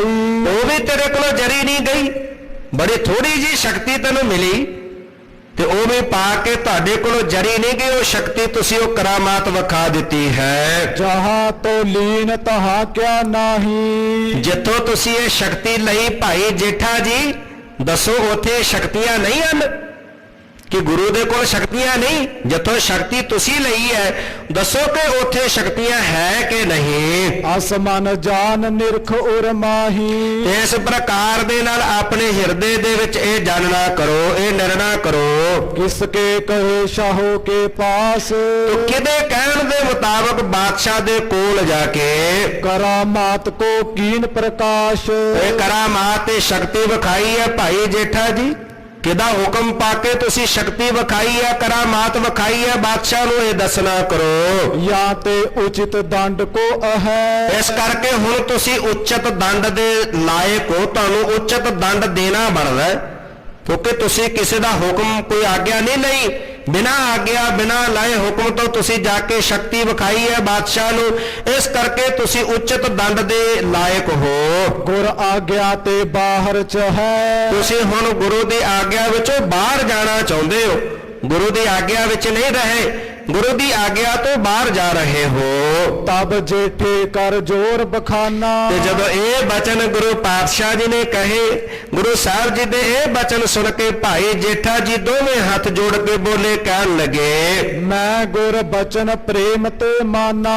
ਸਤਿਗੁਰੂ ਪਾਤਸ਼ਾਹ ਜੀ, ਮੈਂ ਗੁਰੂ ਦਾ ਬਚਨ ਬੜੇ ਪ੍ਰੇਮ ਨਾਲ ਮੰਨਦਾ, ਇਹ ਵੀ ਬਚਨ ਮੈਂ ਗੁਰੂ ਸਾਹਿਬ ਜੀ ਦੇ ਪ੍ਰੇਮ ਵਿੱਚ ਹੀ ਮੰਨਿਆ ਹੈ। ਸਿੱਖ ਸੰਗਤ ਰਾਵਰ ਕੀ ਜੇਤੀ। ਸਤਿਗੁਰੂ ਪਾਤਸ਼ਾਹ ਜੀ, ਜਿੰਨੀਆਂ ਵੀ ਆਪ ਜੀ ਦੀਆਂ ਸਿੱਖ ਸੰਗਤਾਂ ਨੇ, ਤੁਹਾਡੇ ਪਿਆਰ ਵਾਲੀਆਂ, ਪ੍ਰੇਮ ਕਰਨ ਵਾਲੀਆਂ ਜਿੰਨੀਆਂ ਵੀ ਆਪ ਜੀ ਦੀਆਂ ਸਿੱਖ ਸੰਗਤਾਂ ਹਨ, ਪ੍ਰਿਦ ਤੁਮ ਮਹਿ ਲਖ ਭੇਦ ਨਾ ਤੇਤੀ। ਬਾਬਾ ਬੁੱਢਾ ਜੀ ਵਿੱਚ ਤੇ ਤੁਹਾਡੇ ਵਿੱਚ ਕੋਈ ਫਰਕ ਨਹੀਂ ਜਾਣਦੀਆਂ। ਬਾਬਾ ਬੁੱਢਾ ਜੀ ਤੁਹਾਡਾ ਹੀ ਰੂਪ ਨੇ, ਤੁਹਾਡਾ ਰੂਪ ਕਰਕੇ ਸੰਗਤਾਂ ਜਾਣਦੀਆਂ ਨੇ ਬਾਬਾ ਬੁੱਢਾ ਜੀ ਨੂੰ ਵੀ, ਤੁਹਾਡੇ ਵਿੱਚ ਤੇ ਤੁਹਾਡੇ ਪਰਮ ਅਨੰਦ ਸੇਵਕ ਬ੍ਰਹਮ ਗਿਆਨੀ ਬਾਬਾ ਬੁੱਢਾ ਜੀ ਦੇ ਵਿੱਚ ਕੋਈ ਫਰਕ ਨਹੀਂ ਜਾਣਦੀਆਂ, ਇੱਕ ਰੂਪ ਸਮਝਦੀਆਂ ਹਨ। ਹੁਕਮ ਪਾਏ ਪੂਰਬ ਇਨਕੇਰਾ, ਮੈਂ ਤਾਂ ਬਾਬਾ ਬੁੱਢਾ ਜੀ ਦਾ ਹੁਕਮ ਪਾ ਕੇ ਇਸ ਤਰ੍ਹਾਂ ਕੀਤਾ ਹੈ। ਹਰ ਸੰਗਤ ਮਹਿ ਸੰਕਟ ਹੇਰਾ, ਤੇ ਉਧਰ ਸੰਗਤਾਂ ਦੇ ਵਿੱਚ ਵੱਡਾ ਦੁੱਖ ਸੀ ਸਤਿਗੁਰੂ ਪਾਤਸ਼ਾਹ ਜੀ। ਸੰਗਤਾਂ ਗਵਾਲੀਅਰ ਦੇ ਕਿਲੇ ਵਿੱਚ ਜਦੋਂ ਤੋਂ ਤੁਸੀਂ ਆਏ ਹੋ ਤੇ ਮਨਾਂ ਦੇ ਅੰਦਰ ਭਾਰੀ ਇਹ ਦੁੱਖ ਮਹਿਸੂਸ ਕਰਦੀਆਂ। ਇਹ ਦੁੱਖ ਵੇਖ ਕਰਕੇ ਮਹਾ ਦੁਖੀ ਪਛਤਾਵਤ ਸਾਰੇ ਬੜੇ ਪਛਤਾਉਂਦੇ, ਬੜੇ ਮਹਾ ਵੱਡਾ ਦੁੱਖ ਮਹਿਸੂਸ ਕਰਦੇ। ਕਿਲੇ ਵਿੱਚ ਜਾਣਾ ਜਿਹੜਾ ਆਪ ਜੀ ਦਾ, ਉਹ ਸਾਰੇ ਗੱਲ ਨੂੰ ਲੈ ਕੇ ਮਨ ਵਿੱਚ ਝੂਰਦੇ ਹਨ। ਰਹਿ ਅਲੰਬ ਜੇ ਦਰਸ ਤਿਹਾਰੇ, ਤੇ ਆਪ ਜੀ ਦੇ ਦਰਸ਼ਨਾਂ ਦੇ ਆਸਰੇ ਨੇ ਪਾਤਸ਼ਾਹ, ਤੁਹਾਡੇ ਦਰਸ਼ਨਾਂ ਦਾ ਆਸਰਾ ਸਿੱਖ ਸੰਗਤਾਂ ਨੂੰ, ਜਿਹੜੇ ਤੁਹਾਡੇ ਦਰਸ਼ਨਾਂ ਦੇ ਆਸਰੇ ਹਨ। ਪਰ ਉਪਕਾਰ ਹੇਤ ਮੈਂ ਕੀਨ, ਇਹ ਸਾਰਿਆਂ ਤੇ ਪਰਉਪਕਾਰ ਕਰਨ ਵਾਸਤੇ ਐਸਾ ਮੈਂ ਕੀਤਾ ਪਾਤਸ਼ਾਹ। ਮੈਂ ਕੋਈ ਗੁਰੂ ਜੀ ਆਪ ਜੀ ਦੇ ਹੁਕਮ ਤੋਂ ਬਾਹਰ ਨਹੀਂ, ਮੈਂ ਆਪ ਜੀ ਦਾ ਬਚਨ ਬੜੇ ਪ੍ਰੇਮ ਨਾਲ ਮੰਨਦਾ। ਸੰਗਤਾਂ ਦਾ ਦੁੱਖ ਵੇਖ ਕੇ ਪਾਤਸ਼ਾਹ ਜੀ ਸੰਗਤਾਂ ਨੂੰ ਝੂਰਦਿਆ ਹੋਇਆ ਵੇਖ ਕੇ ਬਾਬਾ ਬੁੱਢਾ ਜੀ ਦਾ ਹੁਕਮ ਪਾ ਕੇ ਮੈਂ ਇਹ ਸਾਰਾ ਪਰਉਪਕਾਰ ਦੇ ਲਈ ਕਾਰਜ ਕੀਤਾ ਹੈ। ਗੁਰ ਸਿੱਖ ਹੋਵੇ ਚਿੰਤ ਬਹੀਨ, ਕਿ ਗੁਰੂ ਕੇ ਸਿੱਖ ਚਿੰਤਾ ਤੋਂ ਰਹਿਤ ਹੋ ਜਾਣ। ਸਾਰੇ ਸਿੱਖਾਂ ਦੇ ਹਿਰਦੇ ਬੜੇ ਚਿੰਤਾਤੁਰ ਨੇ, ਸਾਰੇ ਸਿੱਖ ਚਿੰਤਾ ਵਿੱਚ ਹਨ ਕਿ ਗੁਰੂ ਹਰਗੋਬਿੰਦ ਸਾਹਿਬ ਪਾਤਸ਼ਾਹ ਜੀ ਕਦੋਂ ਕਿਲੇ ਵਿੱਚੋਂ ਬਾਹਰ ਆਉਣਗੇ, ਕਦੋਂ ਉਹਨਾਂ ਦੇ ਦਰਸ਼ਨ ਕਰਾਂਗੇ। ਤੇ ਕਿਤੇ ਐਸਾ ਨਾ ਹੋਵੇ ਗੁਰੂ ਅਰਜਨ ਦੇਵ ਪਾਤਸ਼ਾਹ ਜੀ ਨੂੰ ਬੁਲਾ ਕੇ ਇਹਨਾਂ ਦੁਸ਼ਟਾਂ ਨੇ ਜੈਸਾ ਵਰਤਾਰਾ ਕੀਤਾ। ਇਹ ਗੱਲਾਂ ਨੂੰ ਲੈ ਕਰਕੇ ਪਾਤਸ਼ਾਹ ਸਿੱਖਾਂ ਦੇ ਮਨ ਚਿੰਤਤ ਸਨ ਤਾਂ ਕਿ ਉਹ ਚਿੰਤਾ ਤੋਂ ਰਹਿਤ ਹੋ ਜਾਣ। ਆਪਣੇ ਹਿਤ ਮੈਂ ਨਹੀਂ ਦਿਖਾਈ, ਪਾਤਸ਼ਾਹ ਮੈਂ ਆਪਣੇ ਵਾਸਤੇ ਸ਼ਕਤੀ ਨਹੀਂ ਵਿਖਾਈ, ਆਪਣੇ ਵਾਸਤੇ ਕੋਈ ਕਰਾਮਾਤ ਨਹੀਂ ਵਿਖਾਉਣਾ ਕੀਤੀ। ਜੋ ਭਾਵ ਹੈ ਤਿਉ ਕਰੋ ਗੁਸਾਈ, ਤੇ ਪਾਤਸ਼ਾਹ ਆਪ ਜੀ ਨੂੰ ਜਿਵੇਂ ਭਾਵੇ, ਆਪ ਜੀ ਜਿਵੇਂ ਉਚਿਤ ਸਮਝੋ ਉਸੇ ਤਰ੍ਹਾਂ ਅੱਗੇ ਆਪ ਜੀ ਕਰੋ। ਸੁਨ ਕਰ ਭਾਈ ਬ੍ਰਿਧ ਬਖਾਨਾ, ਤੇ ਜਦੋਂ ਭਾਈ ਜੇਠਾ ਜੀ ਨੇ ਇਸ ਪ੍ਰਕਾਰ ਗੁਰੂ ਸਾਹਿਬ ਜੀ ਨੂੰ ਦੋਵੇਂ ਹੱਥ ਜੋੜ ਕੇ ਬੇਨਤੀ ਕਰਦਿਆਂ ਇਹ ਸਾਰਾ ਕੁਝ ਦੱਸਿਆ, ਇਹ ਸੁਣ ਕਰਕੇ ਕੋਲੋਂ ਬਾਬਾ ਬੁੱਢਾ ਜੀ ਬੋਲੇ, ਕਹਿਣ ਲੱਗੇ ਹੁਕਮ ਮਾਤ ਗੰਗਾ ਕੋ ਮਾਨਾ, ਤੇ ਕਹਿਣ ਲੱਗੇ ਸਤਿਗੁਰੂ ਪਾਤਸ਼ਾਹ ਇਹ ਹੁਕਮ ਮੇਰਾ ਵੀ ਨਹੀਂ, ਇਹ ਹੁਕਮ ਮਾਤ ਗੰਗਾ ਜੀ ਦਾ ਹੈ। ਮੈਂ ਤਾਂ ਮਾਤ ਗੰਗਾ ਜੀ ਦਾ ਹੁਕਮ ਉਹ ਮੰਨਿਆ ਹੈ। ਕਰੋ ਜਤਨ ਕਹਿ ਬਾਰੰਗਬਾਰੀ, ਤੇ ਕਿਉਂਕਿ ਮੈਨੂੰ ਬਾਰ-ਬਾਰ ਮਾਤ ਗੰਗਾ ਜੀ ਨੇ ਕਹਿ ਕੇ ਭੇਜਿਆ ਕਿ ਬਾਬਾ ਬੁੱਢਾ ਜੀ ਜਾਓ ਗਵਾਲੀਅਰ ਦੇ ਕਿਲੇ ਵਿੱਚ ਜਾ ਕੇ ਯਤਨ ਕਰੋ, ਜਿਸ ਵੀ ਯਤਨ ਨਾਲ ਗੁਰੂ ਸਾਹਿਬ ਜੀ ਬਾਹਰ ਆ ਜਾਣ, ਮੇਰੇ ਕੋਲ ਪਹੁੰਚ ਜਾਣ, ਮੇਰੇ ਨਾਲ ਮਿਲਾਪ ਹੋ ਜਾਵੇ, ਉਹ ਜਿਹੜਾ ਮਰਜ਼ੀ ਯਤਨ ਕਰਨਾ ਪਵੇ ਕੋਈ ਵੀ ਯਤਨ ਕਰਕੇ ਉਹਨਾਂ ਨੂੰ ਲੈ ਕੇ ਆਉਣਾ ਕਰੋ। ਭੇਜੋ ਮੋਹੇ ਬਿਲੰਬ ਬਿਸਾਰੀ, ਤੇ ਮੈਂ ਮਾਤ ਗੰਗਾ ਜੀ ਦਾ ਭੇਜਿਆ ਹੋਇਆ ਬੜਾ ਲੰਬਾ ਕੋਹਾ ਪੈਂਡਾ ਤੈਅ ਕਰਕੇ ਸਤਿਗੁਰੂ ਪਾਤਸ਼ਾਹ ਜੀ ਸ੍ਰੀ ਅੰਮ੍ਰਿਤਸਰ ਸਾਹਿਬ ਤੋਂ ਚੱਲ ਕੇ ਗਵਾਲੀਅਰ ਤੁਹਾਡੇ ਕੋਲ ਪਹੁੰਚਿਆ ਹਾਂ। ਵੱਡੇ ਗੁਰੂ ਕੇ ਸਿਮਰਤ ਚਰਿਤ, ਤੇ ਅੱਗੇ ਸਤਿਗੁਰੂ ਪਾਤਸ਼ਾਹ ਜੀ ਜਿਹਦੇ ਸਿਮਰਨ ਚਰਿਤ ਜਿਹੜਾ ਹੈ ਗੁਰੂ ਸਾਹਿਬ ਜੀ ਦੇ ਬਾਬਤ ਦੱਸਦਿਆਂ ਹੋਇਆ, ਜਰੇ ਅਜਰਿਆਂ ਤੇ ਚਿਤ ਡਰਤ, ਤੇ ਸਤਿਗੁਰੂ ਪਾਤਸ਼ਾਹ ਜੀ ਸਾਰੇ ਜਿਹੜੇ ਸੰਸਾਰਿਆਂ ਦੇ ਹਿਰਦੇ ਬੜੇ ਡਰੇ ਹੋਏ ਸਨ। ਧੰਨ ਗੁਰੂ ਅਰਜਨ ਦੇਵ ਪਾਤਸ਼ਾਹ ਜੀ ਨੂੰ ਯਾਦ ਕਰਦੇ ਆ, ਜਿਵੇਂ ਉਹਨਾਂ ਨੇ ਨਾ ਜਰੇ ਜਾਣ ਵਾਲੇ ਅਜਰ ਨੂੰ ਉਹ ਆਪਣੇ ਸਰੀਰ ਤੇ ਜਰਿਆ ਸਹਿਨ ਕੀਤਾ, ਉਸ ਪ੍ਰਭੂ ਦੇ ਹੁਕਮ ਭਾਣੇ ਵਿੱਚ ਰਹੇ। ਪਾਤਸ਼ਾਹ ਜੀ ਉਹ ਜਰ ਨੂੰ ਜਰਿਆ, ਉਸ ਕਰਕੇ ਸਾਰਿਆਂ ਦੇ ਹਿਰਦੇ ਬੜੇ ਜਿਹੜੇ ਉਹ ਡਰੇ ਹੋਏ ਸਨ। ਇਤਨੇ ਕੋਸ਼ ਪਠੇ ਮੈਂ ਆਇਓ, ਪਾਤਸ਼ਾਹ ਕਿੰਨਾ ਕੋਹਾ ਪੈਂਡਾ ਸ੍ਰੀ ਅੰਮ੍ਰਿਤਸਰ ਸਾਹਿਬ ਤੋਂ ਗਵਾਲੀਅਰ ਦੇ ਕਿਲੇ ਦਾ ਕਿੰਨੇ ਕੋਹ ਪੈਂਡਾ ਬਣਦਾ, ਉਹ ਕਈ ਕੋਹ ਪੈਂਡਾ ਤੈਅ ਕਰਕੇ ਮੈਂ ਆਪ ਜੀ ਕੋਲ ਆਇਆ ਹਾਂ। ਕਰਹਿ ਨਾ ਜਤਨ ਜਾਤ ਨਿਫਲਾਇਓ, ਤੇ ਜੇ ਮੈਂ ਯਤਨ ਨਾ ਕਰਦਾ, ਕਿਉਂਕਿ ਮੈਨੂੰ ਮਾਤਾ ਜੀ ਨੇ ਕਹਿ ਕੇ ਭੇਜਿਆ ਸੀ, ਤੇ ਹੁਣ ਜੇ ਮਾਤਾ ਜੀ ਦੇ ਕਹਿਣ ਅਨੁਸਾਰ ਉਹਨਾਂ ਦਾ ਹੁਕਮ ਪਾ ਕੇ ਇੰਨਾ ਲੰਬਾ ਪੈਂਡਾ ਤੈਅ ਕਰਕੇ ਮੈਂ ਇੱਥੇ ਗਵਾਲੀਅਰ ਪਹੁੰਚਿਆ, ਤੇ ਹੁਣ ਇੱਥੇ ਆ ਕੇ ਜੇ ਮੈਂ ਯਤਨ ਨਾ ਕਰਾਂ ਤੇ ਫਿਰ ਇੱਥੇ ਆਉਣਾ ਤਾਂ ਨਿਫਲ ਹੀ ਹੋਇਆ ਨਾ, ਮੇਰਾ ਆਉਣਾ ਕੋਈ ਸਕਾਰਥਾ ਨਾ ਹੋਇਆ, ਫਿਰ ਤਾਂ ਇੰਨਾ ਲੰਬਾ ਪੈਂਡਾ ਤੈਅ ਕਰਨ ਦਾ ਕੋਈ ਫਾਇਦਾ ਨਹੀਂ, ਇੱਥੇ ਆਉਣਾ ਮੇਰਾ ਨਿਸਫਲ ਜਾਣਾ ਸੀ। ਸਿੱਖ ਸੰਗਤ ਗੁਰ ਜਨਨੀ ਕੇਰਾ, ਸਿੱਖ ਸੰਗਤ ਸਤਿਗੁਰੂ ਪਾਤਸ਼ਾਹ ਜੀ ਮਾਤਾ ਦੇ ਅਨੁਸਾਰੇ ਸਿੱਖ ਸੰਗਤਾਂ ਜਿਵੇਂ ਮਾਤਾ ਜੀ ਦਾ ਹਿਰਦਾ ਵਿਆਕੁਲ ਹੈ, ਚਾਹੁੰਦੀਆਂ ਨੇ, ਤੇ ਸਿੱਖ ਸੰਗਤਾਂ ਵੀ ਚਾਹੁੰਦੀਆਂ ਹਨ ਦਰਸ਼ਨ ਕਰਨਾ। ਬਹੁਤਨ ਕੋ ਹਿਤਿਆ ਮਹਿ ਹੇਰਾ, ਬਹੁਤਿਆਂ ਦਾ ਹਿੱਤ ਵੇਖ ਕੇ ਪਾਤਸ਼ਾਹ ਸਾਰੇ ਚਾਹੁੰਦੇ ਨੇ ਐਸਾ ਕਿ ਕੋਈ ਯਤਨ ਕਰਕੇ ਗੁਰੂ ਹਰਗੋਬਿੰਦ ਸਾਹਿਬ ਪਾਤਸ਼ਾਹ ਜੀ ਨੂੰ ਬਾਹਰ ਲਿਆਂਦਾ ਜਾਵੇ। ਮਾਤਾ ਜੀ ਮਿਲਣਾ ਚਾਹੁੰਦੇ ਨੇ, ਸਿੱਖ ਸੰਗਤਾਂ ਦਰਸ਼ਨ ਕਰਨਾ ਚਾਹੁੰਦੀਆਂ ਨੇ। ਬਹੁਤਿਆਂ ਦਾ ਹਿੱਤ ਵੇਖ ਕੇ ਸਾਰਾ ਕੁਝ ਇਸ ਪ੍ਰਕਾਰ ਦੇ ਨਾਲ ਕੀਤਾ ਹੈ। ਤੋ ਮੈਂ ਕਹਿਓ ਉਪਾਵ ਕਰੀ ਜਹੈ। ਫਿਰ ਮੈਂ ਕਿਹਾ ਮਾਤਾ ਜੀ ਦਾ ਹੁਕਮ ਸੀ, ਸਾਰਿਆਂ ਦਾ ਹਿੱਤ ਸੀ, ਸਾਰਿਆਂ ਨੂੰ ਵੇਖ ਕਰਕੇ ਫਿਰ ਇਹਨਾਂ ਸਿੱਖਾਂ ਨੂੰ ਮੈਂ ਇਹ ਹੁਕਮ ਕੀਤਾ ਕਿ ਤੁਸੀਂ ਜਿਵੇਂ ਉਪਾਅ ਕਰਨਾ ਚਾਹੁੰਦੇ ਹੋ, ਜਿਸ ਤਰ੍ਹਾਂ ਕੋਈ ਯਤਨ ਕਰਨਾ ਚਾਹੁੰਦੇ ਹੋ, ਕਰੋ। ਜਿਮ ਗੁਰ ਭਾਵੈ ਤਿਮ ਅਬ ਕੀਜਹੈ। ਤੇ ਹੁਣ ਗੁਰੂ ਸਾਹਿਬ ਜੀ ਜਿਵੇਂ ਤੁਹਾਨੂੰ ਭਾਉਂਦਾ ਹੈ, ਮੈਨੂੰ ਤਾਂ ਮਾਤਾ ਜੀ ਦਾ ਹੁਕਮ ਸੀ, ਉਸ ਹੁਕਮ ਦੇ ਅਨੁਸਾਰ ਇਹਨਾਂ ਨੂੰ ਮੈਂ ਕਿਹਾ, ਤੇ ਹੁਣ ਜਿਵੇਂ ਗੁਰੂ ਸਾਹਿਬ ਆਪ ਜੀ ਨੂੰ ਪਾਉਂਦਾ ਉਸੇ ਅਨੁਸਾਰ ਹੀ ਆਪ ਜੀ ਕਰ ਲਵੋ। ਸੁਨ ਬ੍ਰਿਧ ਤੇ ਨਿਜ ਮਾਤ ਸੰਦੇਸਾ। ਤੇ ਜਦੋਂ ਬਾਬਾ ਬੁੱਢਾ ਜੀ ਦੇ ਕੋਲੋਂ ਧੰਨ ਗੁਰੂ ਹਰਗੋਬਿੰਦ ਸਾਹਿਬ ਪਾਤਸ਼ਾਹ ਜੀ ਨੇ ਮਾਤਾ ਦਾ ਇਹ ਸੰਦੇਸ਼ਾ ਮਾਤ ਗੰਗਾ ਜੀ ਦਾ ਸੁਨੇਹਾ ਸੁਣਿਆ ਹੈ। ਬੋਲਤ ਭਏ ਗੁਰੂ ਜਗਤੇਸਾ। ਜਗਤ ਦੇ ਈਸ਼ਵਰ ਜਗਤੇਸ਼ਵਰ ਧੰਨ ਗੁਰੂ ਹਰਗੋਬਿੰਦ ਸਾਹਿਬ ਪਾਤਸ਼ਾਹ ਜੀ ਬੋਲੇ, ਕਹਿਣ ਲੱਗੇ, ਜੇ ਬ੍ਰਿਧ ਆਦ ਮਾਤ ਸਭ ਕੇਰਾ। ਜੇ ਬਾਬਾ ਬੁੱਢਾ ਜੀ ਤੁਹਾਡੀ ਵੀ ਮਰਜ਼ੀ ਇਸੇ ਵਿੱਚ ਹੈ ਤੇ ਮਾਤਾ ਜੀ ਦੀ ਮਰਜ਼ੀ ਵੀ ਜੇ ਇਸੇ ਅਨੁਸਾਰ ਹੈ, ਕੀਨ ਮਤੋ ਇਮ ਜਤਨ ਵਡੇਰਾ। ਤੇ ਫਿਰ ਇਹ ਤੁਸੀਂ ਇਹ ਮਤਾ ਪਕਾ ਕੇ ਸਾਰਾ ਵੱਡਾ ਯਤਨ ਕੀਤਾ। ਜੇ ਮਾਤਾ ਜੀ ਵੀ ਇਸ ਤਰ੍ਹਾਂ ਚਾਹੁੰਦੇ ਨੇ ਤੇ ਬਾਬਾ ਬੁੱਢਾ ਜੀ ਜੇ ਤੁਸੀਂ ਵੀ ਇਸੇ ਤਰ੍ਹਾਂ ਚਾਹੁੰਦੇ ਹੋ, ਤਾਂ ਕਰਕੇ ਤੁਸੀਂ ਜੇ ਇਹ ਯਤਨ ਕੀਤਾ ਹੈ। ਤੋ ਹਮ ਕਹਾਂ ਸਖੈ ਕਹਿ ਬਾਨੀ। ਤੇ ਫਿਰ ਹੁਣ ਉੱਥੇ ਸਾਡਾ ਕੀ ਕਹਿਣਾ ਬਣਦਾ? ਮਾਤਾ ਜੀ ਨੇ ਮਾਂ ਸਤਿਕਾਰਯੋਗ ਹੈ, ਮਾਤਾ ਜੀ ਦਾ ਹੁਕਮ ਮੈਂ ਨਹੀਂ ਕਿਵੇਂ ਟਾਲ ਸਕਦਾ। ਜੇ ਉਹਨਾਂ ਨੇ ਹੁਕਮ ਕੀਤਾ ਤੇ ਬਾਬਾ ਬੁੱਢਾ ਜੀ ਤੁਹਾਡੀ ਵੀ ਮਰਜ਼ੀ ਹੈ, ਫਿਰ ਸਾਡਾ ਇੱਥੇ ਕੁਝ ਕਹਿਣਾ ਬਣਦਾ ਨਹੀਂ। ਤੋ ਨਾ ਆਚੀ ਤੈ ਕ੍ਰਿਤ ਠਾਨੀ। ਪਰ ਫਿਰ ਵੀ ਇਹ ਚੰਗੀ ਗੱਲ ਨਹੀਂ। ਜਿਹੜੀ ਇਹ ਕਰਾਮਾਤ ਵਿਖਾਉਣ ਦਾ, ਸ਼ਕਤੀ ਵਿਖਾਉਣ ਦਾ ਯਤਨ ਕੀਤਾ ਹੈ, ਫਿਰ ਵੀ ਇਹ ਗੱਲ ਚੰਗੀ ਨਹੀਂ ਹੈ। ਅਜਰ ਜਰਨ ਕੀ ਬੜ ਵਡਿਆਈ। ਆ ਜਰ ਨੂੰ ਜਰ ਲੈਣ ਦੇ ਵਿੱਚ ਵੱਡੀ ਵਡਿਆਈ ਹੈ। ਮਹਿਮਾ ਕਹੈ ਸੰਤ ਸਮੁਦਾਈ। ਜਿੰਨੇ ਵੀ ਸੰਤ ਨੇ, ਸਾਰੇ ਸੰਤ ਵੀ ਇਹੋ ਗੱਲ ਬਿਆਨ ਕਰਦੇ ਹਨ ਕਿ ਅਜਰ ਨੂੰ ਜਰਨ ਦੇ ਵਿੱਚ ਵੱਡੀ ਵਡਿਆਈ ਹੈ। ਦੋਹਰਾ ਗੁਰ ਸੈਨਾਪਤ ਨਰ ਪਠਿਓ ਆਇਓ ਸ਼੍ਰੀ ਗੁਰ ਪਾਸ। ਤੇ ਇਧਰੋਂ ਵਜ਼ੀਰ ਖਾਂ ਸੈਨਾਪਤੀ ਬਾਦਸ਼ਾਹ ਜਹਾਂਗੀਰ ਦਾ, ਉਹਨੇ ਸਤਿਗੁਰੂ ਪਾਤਸ਼ਾਹ ਜੀ ਦਾ ਜਿੱਥੇ ਪਿੱਛੇ ਆਗਰੇ ਡੇਰਾ ਸੀ, ਉੱਥੇ ਘੋੜਿਆਂ ਦੀ ਹਾਲਤ ਵੇਖੀ ਹੈ, ਪਿੱਛੇ ਮਸਤਾਨਾ ਪਹਿਰਾ ਵੇਖਿਆ।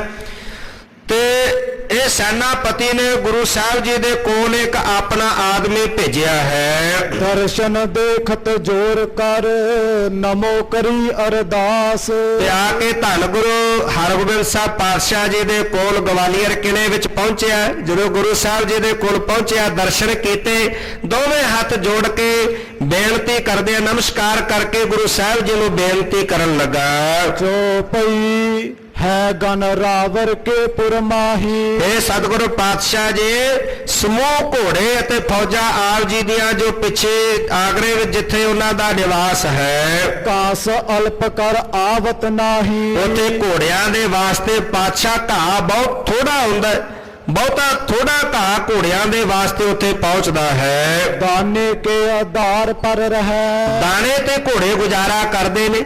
ਜਿਹੜਾ ਦਾਣਾ ਪਾਇਆ ਜਾਂਦਾ ਘੋੜਿਆਂ ਨੂੰ, ਉਹਦੇ ਤੇ ਘੋੜੇ ਆਪਣਾ ਨਿਰਵਾਹ ਕਰ ਰਹੇ ਨੇ, ਉਸ ਅਨੁਸਾਰ ਹੀ ਉਹ ਆਪਣਾ ਜਿਹੜਾ ਪੇਟ ਭਰ ਰਹੇ ਨੇ। ਪਰ ਉਹਨਾਂ ਨੂੰ ਜਿਹੜਾ ਹਰਾ ਘਾਹ ਹੈ ਉਹ ਨਹੀਂ ਮਿਲ ਰਿਹਾ, ਬਹੁਤ ਥੋੜਾ ਘਾਹ ਉੱਥੇ ਪਹੁੰਚਦਾ ਹੈ। ਹਰੇ ਤ੍ਰਿਨਣ ਕੋ ਕਿਮ ਹੋਣਾ ਲਹੈ। ਕਿਸੇ ਪ੍ਰਕਾਰ ਦੇ ਨਾਲ ਜਿਹੜਾ ਹਰਾ ਘਾਹ ਉੱਥੇ ਨਹੀਂ ਪਹੁੰਚਦਾ। ਦੇਤ ਦਰੋਗੇ ਮਲਿਨ ਸੋ ਥੋਰੇ। ਤੇ ਜਿਹੜਾ ਦਰੋਗਾ ਹੈ ਉਹ ਬਹੁਤ ਥੋੜਾ ਘਾਹ, ਮੈਲਾ ਜਿਹਾ ਜਿਹੜਾ ਘਾਹ ਹੈ ਉਹ ਬਹੁਤ ਥੋੜਾ ਘਾਹ ਘੋੜਿਆਂ ਵਾਸਤੇ ਭੇਜਦਾ ਹੈ। ਦੁਰਬਲ ਹੋਤ ਆਪ ਕੇ ਘੋਰੇ। ਪਾਤਸ਼ਾਹ ਆਪ ਜੀ ਦੇ ਘੋੜੇ ਜਿਹੜੇ ਬੜੇ ਦੁਰਬਲ, ਬੜੇ ਕਮਜ਼ੋਰ ਹੋ ਗਏ ਹਨ। ਸੁਨ ਕਰ ਸ਼੍ਰੀ ਹਰਗੋਬਿੰਦ ਚੰਦ। ਚੰਦਨਵਾ ਸਮਾਨ ਧੰਨ ਗੁਰੂ ਹਰਗੋਬਿੰਦ ਸਾਹਿਬ ਪਾਤਸ਼ਾਹ ਜੀ ਸੁਣ ਕਰਕੇ ਇਹਦੀ ਬੇਨਤੀ ਬੋਲੇ, ਕਹਿਣ ਲੱਗੇ, ਬ੍ਰਿਧ ਸਾਹਿਬ ਤੁਮ ਸੁਮਤ ਬਿਲੰਦ। ਕਹਿਣ ਲੱਗੇ ਬਾਬਾ ਬੁੱਢਾ ਜੀ ਤੁਸੀਂ ਬੜੇ ਸੁਮਤਵੰਤ ਬੜੇ ਸਿਆਣੇ ਹੋ। ਡੇਰਾ ਕਰੋ ਸੰਭਾਰਨ ਸਾਰੋ। ਜਾਓ ਤੁਸੀਂ ਜਾ ਕੇ ਸਾਰੇ ਡੇਰੇ ਦੀ ਸੰਭਾਲ ਭਲੀ ਪ੍ਰਕਾਰ ਦੇ ਨਾਲ ਕਰੋ। ਜਬ ਲਗ ਮੇਲ ਨ ਬਨਹਿ ਹਮਾਰੇ। ਜਦੋਂ ਤੱਕ ਤੁਹਾਡਾ ਤੇ ਸਾਡਾ ਮੇਲ ਨਹੀਂ ਹੋ ਜਾਂਦਾ। ਜਬ ਕੋ ਦਿਸ ਹੈ ਖਾਨ ਦਾਨਾ। ਤੇ ਤੁਸੀਂ ਜਾ ਕੇ ਸਾਰਿਆਂ ਨੂੰ ਖਾਣਾ ਦੇਣਾ ਕਰੋ। ਫੌਜਾਂ ਉੱਥੇ ਨੇ, ਫੌਜਾਂ ਨੂੰ ਵੇਖੋ, ਘੋੜਿਆਂ ਨੂੰ ਕੋਈ ਜਿਹੜਾ ਘਾਹ ਦਾਣਾ ਚਾਹੀਦਾ ਉਹ ਆਪ ਜਾ ਕੇ ਸਾਰਿਆਂ ਨੂੰ ਦੇਣਾ ਕਰੋ। ਲੈ ਕਰ ਖਰਚੋ ਦਰਬ ਮਹਾਨਾ। ਬਹੁਤ ਸਾਰਾ ਧਨ ਲੈ ਕੇ ਖਰਚ ਕਰੋ। ਧਨ ਖਰਚ ਕਰਨ ਵਿੱਚ ਕੋਈ ਕਿਸੇ ਪ੍ਰਕਾਰ ਦੀ ਢਿੱਲ ਨਹੀਂ ਵਰਤਣੀ। ਬਹੁਤ ਸਾਰਾ ਧਨ ਲੈ ਕੇ ਉੱਥੇ ਖਰਚ ਕੀਤਾ ਜਾਵੇ। ਸਕਲ ਤੁਰੰਗ ਚ ਮੂਲ ਹੋ ਸੰਗ। ਤੇ ਸਾਰੇ ਜਿਹੜੇ ਸੈਨਾ ਹੈ, ਜਿਹੜੇ ਘੋੜੇ ਹਨ, ਸਾਰਿਆਂ ਨੂੰ ਨਾਲ ਲੈ ਕਰਕੇ ਹਰੋ ਘਾਸ ਪਿਕ ਥਿਰੋ ਨੇ ਸੰਗ।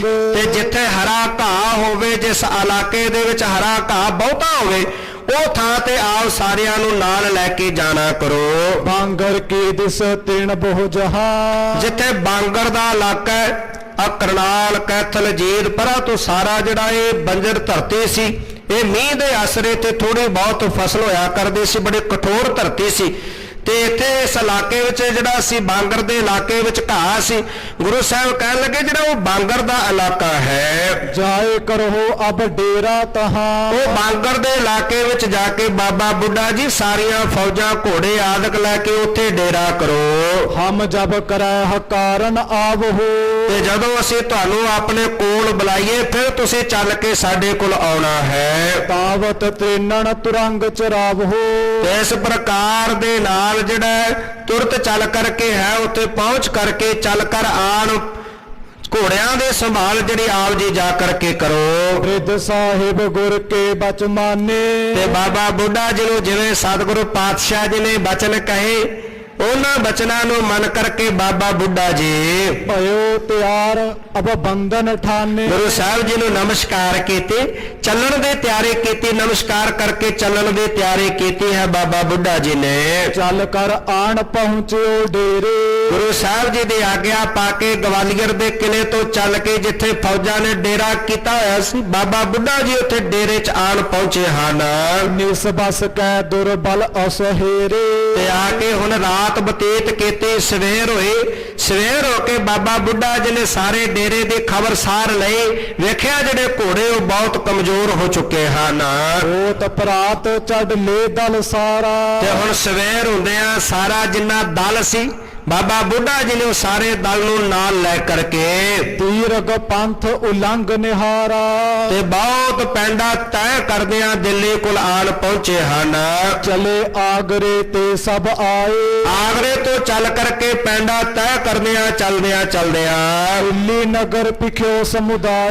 ਦਿੱਲੀ ਦੇ ਨਿਕਟ ਆਣ ਪਹੁੰਚੇ। ਸਾਹਮਣੇ ਦਿੱਲੀ ਨਗਰ ਵੇਖਿਆ ਹੈ। ਸੁਨਿਓ ਘਾਸ ਜੈ ਖਰੋ ਉਦਾਰੇ। ਇੱਥੇ ਆ ਕੇ ਸੁਣਿਆ ਜਿਸ ਇਲਾਕੇ ਵਿੱਚ ਬਹੁਤ ਸੰਘਣਾ ਘਾਹ ਖੜਾ ਸੀ, ਹਰਾ ਘਾਹ ਜਿਸ ਇਲਾਕੇ ਵਿੱਚ ਬਹੁਤ ਸੰਘਣਾ ਸੀ। ਪੰਜ ਕੋਸਪੁਰ ਤਿਆਗ ਪਧਾਰੇ। 5 ਕੋਹ ਦਿੱਲੀ ਤੋਂ ਦੂਰ ਪਾਸੇ ਹਟ ਕਰਕੇ ਬਾਬਾ ਬੁੱਢਾ ਜੀ ਉੱਥੇ ਗਏ ਹਨ।